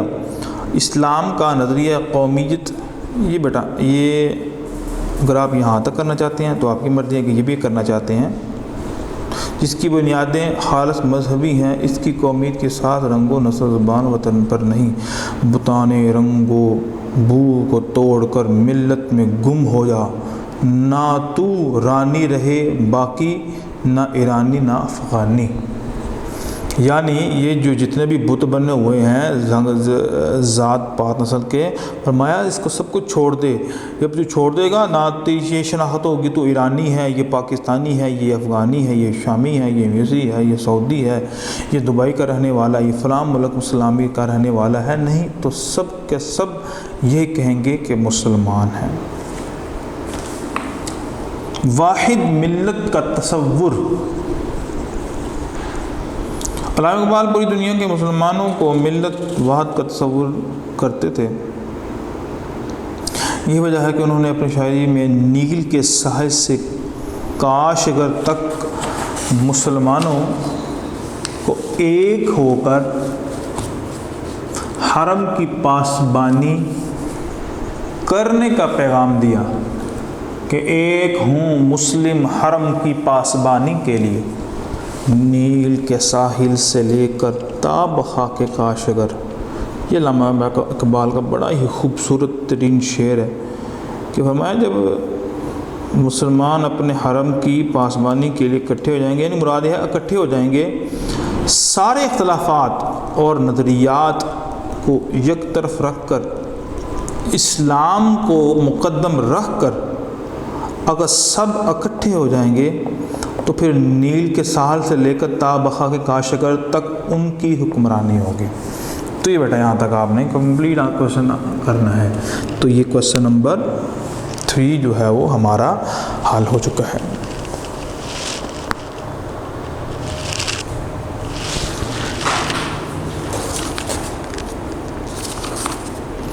نیکسٹ کوشچن ہے، قائد اعظم محمد علی جناح کے ارشادات کی روشنی میں نظریہ پاکستان کا احاطہ کریں۔ یہ اس کے آگے ہی کوشچن ہے، کوشچن نمبر 4۔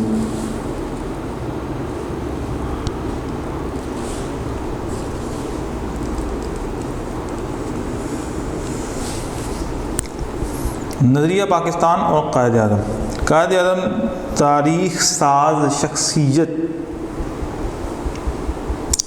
قائد اعظم محمد علی جناح رحمۃ اللہ علیہ برصغیر کے ان شخصیات میں سے ہیں جنہوں نے برصغیر کے مسلمانوں کی تقدیر بدل کر رکھ دی۔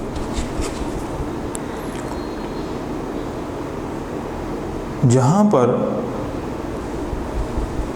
مسلمانوں پر بہت ظلم ہوا کرتا تھا، علامہ اقبال رحمۃ اللہ علیہ نے ان مسلمانوں کے اندر ایک ایسی چنگاری جلائی اور ان کو ایک ایسے ٹریک پر لے کے آئے جن سے ان کی زندگیاں جو ہیں وہ سنور گئی اور جن سے وہ پہلے سے بہتر زندگی گزارنے کے لیے تیار ہوئے۔ قائد اعظم کا دو قومی نظریہ۔ قائد اعظم محمد علی جناح دو قومی نظریے کے زبردست حامی تھے۔ وہ ہر لحاظ سے مسلمانوں کو الگ قوم کا درجہ دیتے تھے، یعنی کہ وہ یہ کہتے تھے، آپ کو پتہ ہے کہ جب برصغیر کے اندر مسلمان قید تھے اور قابض وہ گورے تھے، تو وہاں پر تحریکیں کچھ چلیں آزادی کی، جس میں علیحدگی کا مطالبہ کیا گیا کہ مسلمانوں کو اور ہندوؤں کو علیحدہ کر دیا، لیکن مسلمانوں نے یہ مطالبہ کیا کہ ہندوؤں کو ہم سے علیحدہ کر دیا جائے اور مسلمانوں کو یہ ہم سے بھی اور ان سے بھی، یعنی کہ ان کے درمیان اور ہمارے درمیان ایک بہت بڑا فرق ہونا چاہیے۔ لیکن ہندو کبھی نہیں چاہتے تھے، کیونکہ مسلمانوں نے 1000 سال کے قریب ہندوستان پر راج کیا اور اس پر حکمرانی کی، جس میں مغلیہ دور خاص طور پر ہے۔ تو اب ہندو یہ چاہتے تھے اب ہماری باری آئی ہے، اب ہم ان سے بدلہ لیتے ہوئے مسلمانوں پر ظلم و ستم کریں، تو لہذا وہ یہ چاہتے تھے، وہ یہ کبھی بھی نہیں تقسیم چاہتے تھے کہ یہ جو برصغیر ہے اس کی تقسیم ہو اور یہ ٹکڑوں میں بٹ جائے۔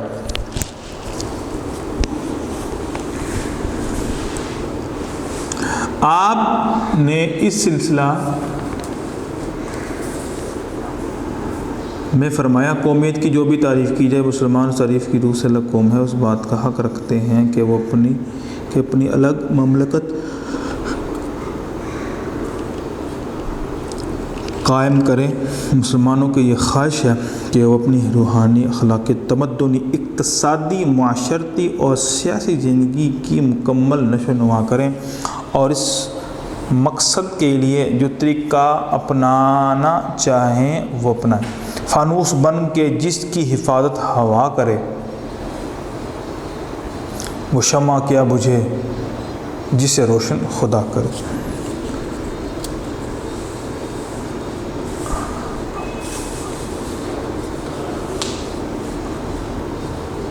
قرارداد لاہور میں خطبہ صدارت 23 مارچ 1940 کو قرارداد لاہور پیش ہوئی، جس میں قائد اعظم محمد علی جناح نے خطبہ صدارت دیتے ہوئے فرمایا، ہندو اور مسلمان دو علیحدہ مذہب ہیں، مذہب سے تعلق رکھتے ہیں، جو کہ بالکل مختلف ہیں، مختلف بھی ہیں اور ان کے عقائد بھی کیا ہیں؟ بالکل مختلف ہیں۔ ظاہر سی بات ہے، مسلمان اللہ کی عبادت کرتے ہیں اور ہندو جو ہے وہ بتوں کی پوجا کرتے ہیں، اور مختلف نظریات کی عکاسی کرتے ہیں۔ دونوں اقوام کے ہیروز، رزمیہ کہانیاں اور واقعات ایک دوسرے سے مختلف ہے، لہذا دونوں قوموں کو ایک لڑی میں پرونے کا مقصد بغیر برصغیر کی تباہی ہے، کیونکہ یہ برابری کی سطح پر نہیں بلکہ اقلیت اور اکثریت کے روپ میں موجود ہیں۔ برطانوی حکومت کے لیے بہتر ہوگا کہ ان دونوں قوموں کے مفادات کو مد نظر رکھتے ہوئے برصغیر کی تقسیم کا اعلان کرے، تاکہ تاریخ اور مذہبی لحاظ سے ایک اہم قدم ہوگا۔ دلوں میں جوش و ولولہ، امنگ اور نکھار تھا، ظہور جذب و شوق کا یہ موسم بہار تھا۔ تو یہ علامہ اقبال نے جو خطبات دیے ہوئے ہیں، علامہ اقبال نے جو باتیں کہی ہوئی ہیں وہی قائد اعظم کا احمد آباد میں خطاب کرتے ہوئے قائد اعظم نے فرمایا، پاکستان صدیوں سے موجود رہا ہے، شمال مغرب مسلمانوں کا وطن رہا ہے، ان علاقوں میں مسلمانوں کی آزاد ریاستیں قائم ہونی چاہیے تاکہ وہ اسلامی شریعت کے مطابق اپنی زندگی بسر کریں۔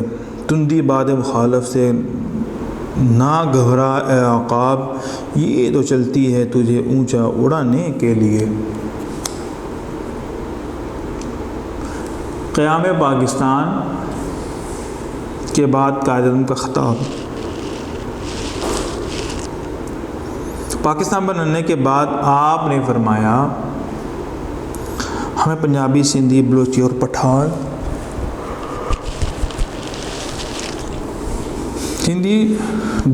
پٹھان کے جھگڑوں سے بالا تر ہو کر سوچنا چاہیے۔ ہم صرف اور صرف پاکستانی ہیں، اب ہمارا فرض ہے کہ پاکستانی بن کر زندگی گزاریں۔ اس کے علاوہ آپ نے اقلیتوں کو مکمل تحفظ دینے اور برابری کے حقوق دینے کا اعلان کیا۔ یہی اسلام کی بنیادی تعلیم ہے۔ غبار آلودہ رنگ و نسب ہیں بالوں پر تیرے، تو اے مرغ حرم اڑنے سے پہلے پرفشاں ہو جا۔ یہ علامہ اقبال کی بڑی خوبصورت اور بڑی پیاری نظم ہے۔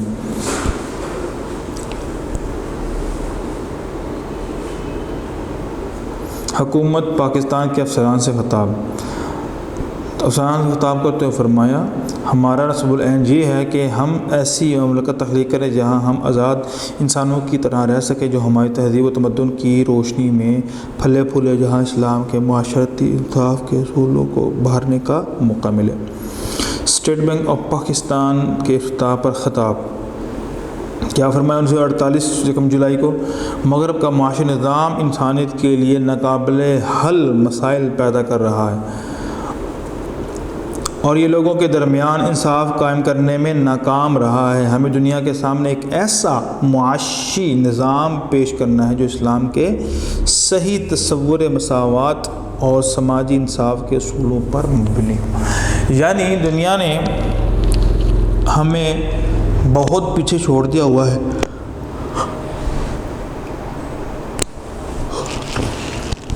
اب ہم نے اپنے بل بوتے پر اور اپنے زور بازو پر ایسا سسٹم متعارف کروانا ہے جو کہ صحیح اسلامی اصولوں پر مبنی بھی ہو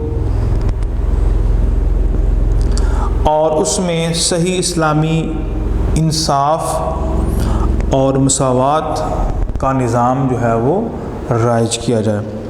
تو یہ بیٹا قائد اعظم کا جو نظریہ پاکستان کے حوالے سے جو ان کے ارشادات ہے،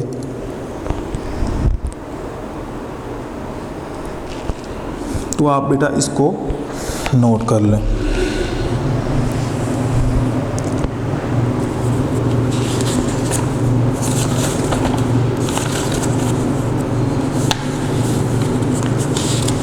نیکسٹ کوشچن ہے، بر صغیر میں اسلام کی بنیادی اقدار اور سماسی ثقافتی حوالے سے نظریہ پاکستان کی وضاحت کریں۔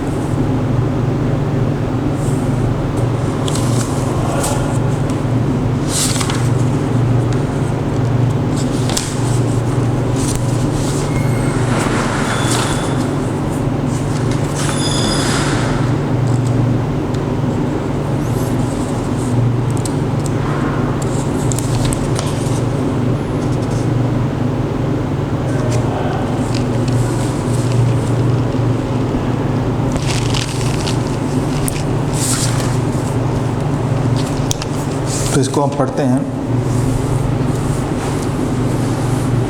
یہ ہے کوشچن اس کا جواب۔ نظریہ پاکستان اور اسلام کی بنیادی اقدار۔ نظریہ پاکستان اسلامی جمہوریہ پاکستان کی روح ہے اور اس کی وجہ سے ہی یہ ارض پاک محفوظ اور سلامت ہے۔ پاکستان کے وجود کا انحصار اسی نظریہ پر ہے جس کی بنیاد پر یہ مارس وجود میں ہے۔ یعنی یہ دنیا کا یہ وہ واحد ملک ہے جو کسی نظریے کے تحت مارز وجود میں آیا تھا۔ باقی کچھ وجہ سے آزاد ہوئے، کچھ وجہ سے آزاد ہوئے، لیکن اس کی آزادی سے قبل جو ایک نظریہ تھا وہ کون سا تھا؟ وہ نظریہ جو ہے وہ اسلامی نظریہ تھا کہ وہاں پر مسلمانوں کو ان کے حقوق سے محروم کر دیا جا رہا تھا۔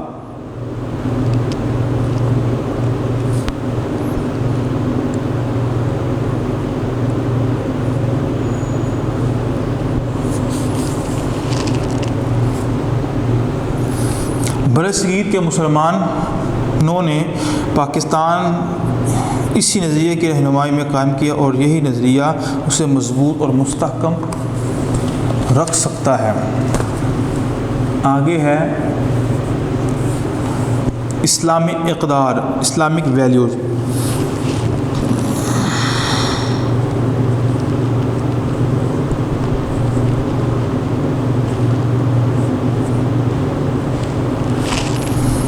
برصغیر کے مسلمانوں نے پاکستان کے مطالبے کے وقت یہ طے کیا تھا کہ اسلام کے ذریعے اصولوں پر مبنی معاشرہ قائم کیا جائے گا جہاں اسلامی اقدار مثلا انصاف، مساوات، آزادی اور رواداری کو فروغ دیا جائے۔ قیام پاکستان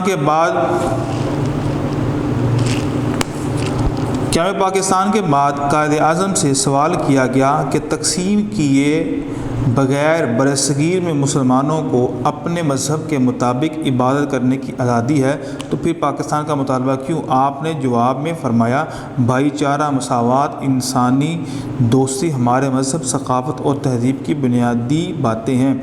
چونکہ ہمیں ان بنیادی انسانی حقوق کے ختم ہونے کا خدشہ تھا، اس لیے ہم نے پاکستان کی تخلیق کے لیے جدوجہد کی۔ یعنی قائد اعظم سے جب سوال کیا اس حوالے سے تو انہوں نے فرمایا کہ ہمیں یہ خطرہ لاحق تھا کہ جو اسلام کا جو کلچر ہے اور اس کے تہذیب و تمدن ہے وہ آہستہ آہستہ ختم ہوتا جا رہا ہے، چونکہ وہاں پر اکثریت تو ہندوؤں کی تھی، تو لہذا اس چیز کو زندہ رکھنے کے لیے اور دواؤں اختیار کرنے کے لیے ہم نے یہ کام کیا اور پاکستان کو دنیا کے نقشے پر لے کے آئے۔ پاکستان فلاحی اور مثالی ریاست۔ قائد اعظم کی نظر میں پاکستان کو ایک ایسا فلاحی اسلامی ملک بنانا تھا جہاں حقوق، انسانی آزادی، انصاف اور رواداری کار فرما ہونا تھی۔ اس طرح پاکستان دوسرے ممالک اور معاشروں کے لیے ایک مثال بن سکتا تھا تاکہ وہ بھی اس کے نقش قدم پر چل کر خوشگوار اور فلاحی صورت اختیار کر سکیں۔ نظریہ پاکستان کو فلاحی اور مثالی ریاست کے قیام کی بنیاد سمجھا گیا۔ آگے ہے مسلمان مصلحین جو ریفارمرز ہوتے ہیں۔ برصغیر میں دو قومی نظریے کا آغاز تو مسلمانوں کی آمد کے ساتھ ہی ہو گیا تھا، پھر مختلف مواقع پر اس نظریے کی وضاحت، ترقی اور مضبوطی کے امکانات پیدا ہوتے گئے۔ یہ پوائنٹ آپ کٹ کر دیں، اس میں سے آپ کیونکہ جو مسلمان ریفارمر جو تھے نا، جو مصلح جو تھے، وقتاً انہوں نے مسلمانوں کے لیے ایک علیحدہ ریاست کا مطالبہ کیا تھا۔ پہلے سید احمد خان بھی بہت زیادہ اس چیز کے قائل تھے کہ دونوں اکٹھے ہی رہیں، اور جمال الدین افغانی، عبدالحلیم شرر، مولانا مرتضیٰ احمد میکشن نے مسلمانوں کے لیے الگ ایک ریاست کے قیام کی بات کی۔ علامہ اقبال نے 1930 میں خطبہ الہ آباد میں مسلمانوں کی الگ ریاست کا تصور پیش کیا۔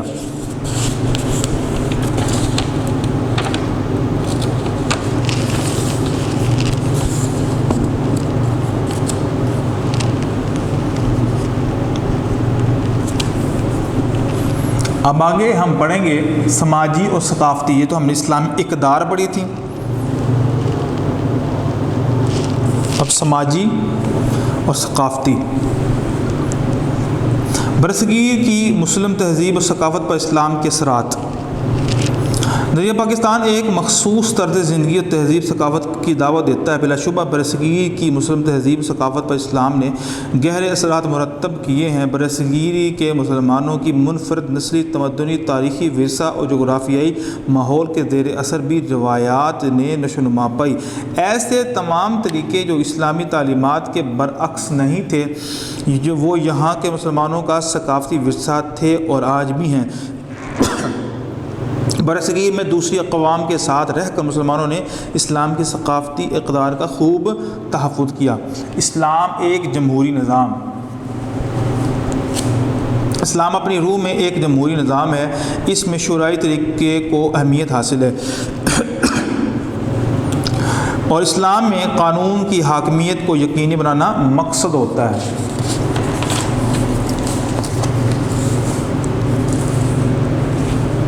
آگے ہے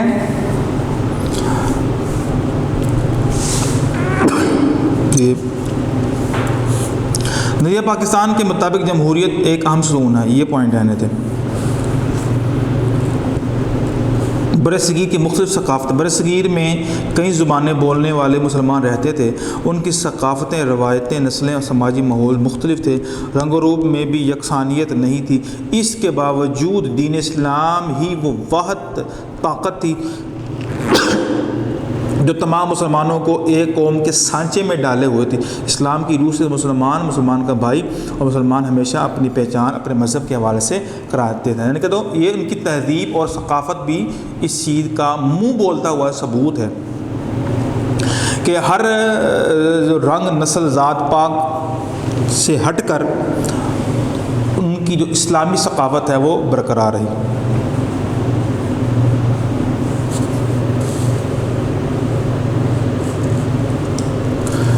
علامہ اقبال کے مطابق مسلم ملت کی حقیقی تصور کیا ہے؟ ان کا یہ شعر ہی کافی ہے، یہاں سے لے کے یہاں تک: اپنی ملت پر قیاس اقوام مغرب سے نہ کر، خاص ہے ترکیب میں قوم رسول ہاشمی، ان کی جمعیت کا ملک و نسب پر انحصار، قوت مذہب سے مستحکم ہے جمعیت تیری۔ ٹھیک ہے، آگے پھر یہ جب یہ باتیں ہوئیں، پھر اس کا جو ریاکشن ہے تو یہ آپ نے نہیں کرنا، آپ کا جو آنسر بنتا ہے وہ یہاں تک ہے، یہاں تک آپ نے اس آنسر کو کمپلیٹ یاد کرنا ہے۔ تو یہ شروع ہوتا ہے یہاں سے،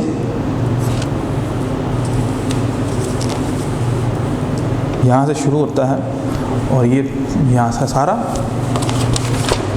اور یہ پورا پیج، اور یہاں تک میں نے آپ کو نشان لگا دیا ہے، اور جو چیز نہیں کرنی وہ میں نے آگے کٹ کر دیا۔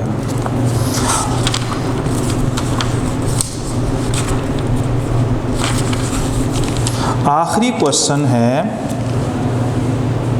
دو قومی نظریے کی وضاحت کریں۔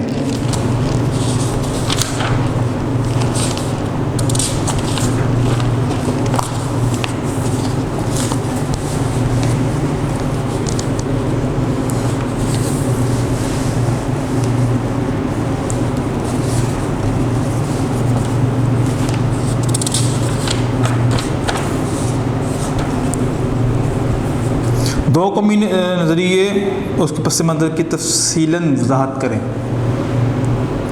دو قومی نظریے سے مراد یہ ہے کہ برصغیر پاک و ہند میں دو بڑی قومیں ہندو اور مسلمان آباد ہیں۔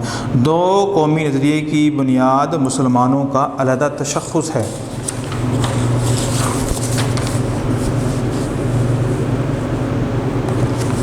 پاکستان دو قومی نظریے کی بنیاد پر قائم ہوا۔ دو قومی نظریہ کا نصب العین تھا، یہ تھا کہ ہندوستان میں مسلمانوں کی ایک ایسی آزاد ریاست قائم کی جائے جس میں رہتے ہوئے وہ اپنی انفرادی اور اجتماعی زندگی اسلامی اصولوں کے مطابق گزار سکیں۔ تو یہ بنیاد تھی اس پاکستان کے حصول کے لیے۔ برصغیر میں دو قومی نظریے کی ابتدا، کب اس کی ابتدا ہوئی تھی؟ دو قومی، کہ وہ علیحدہ قوم ہے اور یہ علیحدہ قوم ہے۔ برصغیر میں دو قومی نظریے کی ابتدا مسلمانوں کی آمد محمد بن قاسم کے فتح سندھ سے ہوئی۔ 712 میں عرب نوجوان سپہ سالار محمد بن قاسم نے سندھ کے راجہ داہر کو شکست دی۔ محمد بن قاسم کے ساتھ کچھ عربی تبلیغ اسلام کے لیے بھی آئے، وہ مستقل طور پر سندھ اور ملتان میں آباد ہوئے۔ محمد بن قاسم کے حسن سلوک اور رواداری انصاف نے مقامی لوگوں کو اس قدر متاثر کیا، وہ اسے اوتار اور دیوتا سمجھنے لگے۔ تبلیغ کرنے والوں نے ان لوگوں کو اسلام کی سیدھی سچی اور توحید کی راہ دکھائی۔ یہ لوگ بے رضا اور رغبت دائرہ اسلام میں داخل ہوتے گئے۔ غزنوی دور حکومت، محمد بن قاسم کے بعد غزنوی دور حکومت شروع ہوتا ہے جو 1003 سے 1206 پر محیط ہے۔ اس دور میں موجودہ پاکستانی علاقوں میں فارسی زبانیں کی ترویج ہوئی اور اسلامی تہذیب کے نقوش گہرے ہوئے۔ 1206 میں قطب الدین ایبک نے سلطنت دہلی کی بنیاد رکھی۔ سلطنت دہلی کا دور حکومت 1526 تک رہا، جس میں خاندان غلاماں، خاندان خلجی، خاندان تغلق، سادات اور لودھی خاندان برسر اقتدار رہے۔ ظہیر الدین بابر کا دور حکومت، ظہیر الدین بابر نے 1526 میں دہلی میں مغلیہ سلطنت کی بنیاد رکھی۔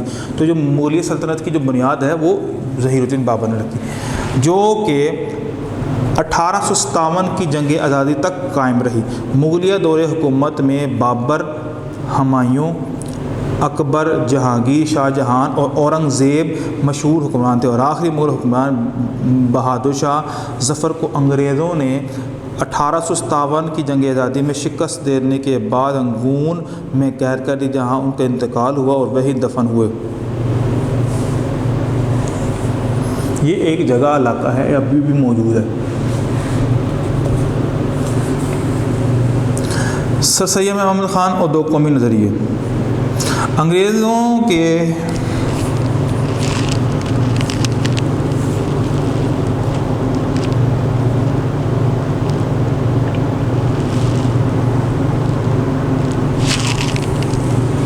ہندوستان پر قابض ہونے کے بعد جس شخصیت نے سب سے پہلے مسلمانوں کو علیحدہ قوم قرار دیا وہ سر سید احمد خان تھے۔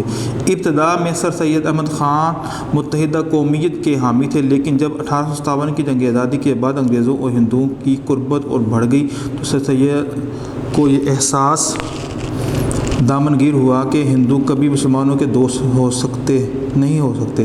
1867 میں بنارس میں اردو ہندو تنازع کے موقع پر آپ نے وعدہ کر دیا کہ مسلمان اور ہندو الگ الگ قومیں ہیں۔ سید احمد خان کی تعلیمی اور سیاسی جدوجہد یہ آپ نہیں کرنا ہے۔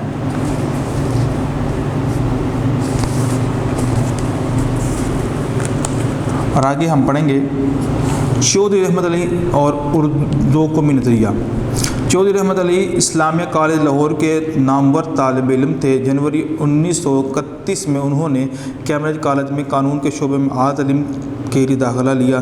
1933 میں آپ نے لندن میں پاکستان نیشنل موومنٹ میں کی بنیاد رکھی۔ پمفلٹ اب یا پھر ناؤ اور نیور۔ 28 جنوری 1933 کو انہوں نے اب یا پھر کبھی یہ کہ عنوان سے 4 صفحات پر مشتمل مشہور کتابچہ جاری کیا جو تحریک پاکستان کے لیے مضبوط بنیاد ثابت ہوا، اور برصغیر کے مسلمانوں کے ساتھ ساتھ دیگر اقوام بھی لفظ پاکستان سے آشنا ہوئی۔ تو سب سے پہلے انہوں نے لفظ پاکستان جو ہے وہ متعارف کروایا تھا۔ دو قومی نظریے کی وضاحت۔ اب انہوں نے پھر دو قومی نظریے کی وضاحت کس طرح کی؟ چودھری رحمت علی نے دو قومی نظریے کی وضاحت کرتے ہوئے فرمایا، برصغیر میں کئی اقوام آباد ہیں، ان میں 2 بڑی قومیں ہندو اور مسلمان ہیں جو صدیوں سے ایک دوسرے کے ساتھ رہنے کے باوجود آپس میں گھل مل نہیں سکتی۔ ان کے بنیادی اصول اور رہن سہن کے طریقے ایک دوسرے سے اس قدر مختلف ہیں کہ سینکڑوں برس کی ہمسائیگی اور ایک حکومت کے زیر سایہ رہنے کے باوجود ان میں مشترکہ قومیت کا تصور پیدا نہ ہو سکا۔ تو ہو سکتا کیسے ہے؟ وہ ان کی علیحدہ تشخص، ان کی علیحدہ شناخت ہے، جیسا کہ اندھیرا اور روشنی کبھی اکٹھی نہیں ہو سکتی ہیں، پانی اور خشکی کبھی اکٹھی نہیں ہو سکتی ہیں، جھوٹ اور سچ کبھی اکٹھا نہیں ہو سکتا ہے۔ تو بالکل اسی طرح ہی وہ علیحدہ ان کا سسٹم ہے، وہ علیحدہ ایک نظریات کے حامل ہیں۔ مسلمان ان کے بالکل برعکس ہیں، مسلمان اللہ سے مانگتے ہیں، وہ دیوتاؤں سے مانگتے ہیں، وہ بتوں سے مانگتے ہیں۔ ہمارے تہوار ہو رہے ہیں، ان کے تہوار ہو رہے ہیں، تو لہٰذا وہ کبھی بھی ایک دوسرے کے ساتھ گھل مل نہیں سکتے، بلکہ ان کا طرز معاشرت، طرز زندگی، طرز سیاست، ہر چیز جو ہے وہ اسلام کے بالکل الٹ ہے، تو لہذا کبھی بھی وہ ایک ساتھ نہیں ہو سکتے ہیں۔ تو یہ بیٹا ہمارا آخری کویشچن بھی کمپلیٹ ہو گیا۔ السلام علیکم ورحمۃ اللہ۔ ویڈیو پسند آئی تو لائک کریں، اپنی رائے کمنٹ کریں۔ ایسے ہی مزید ویڈیوز کے لیے ہمارا چینل سبسکرائب کریں اور بیل کا آئیکن دبائیں تاکہ آپ کو ہر ویڈیو کا نوٹیفیکیشن ملتا رہے۔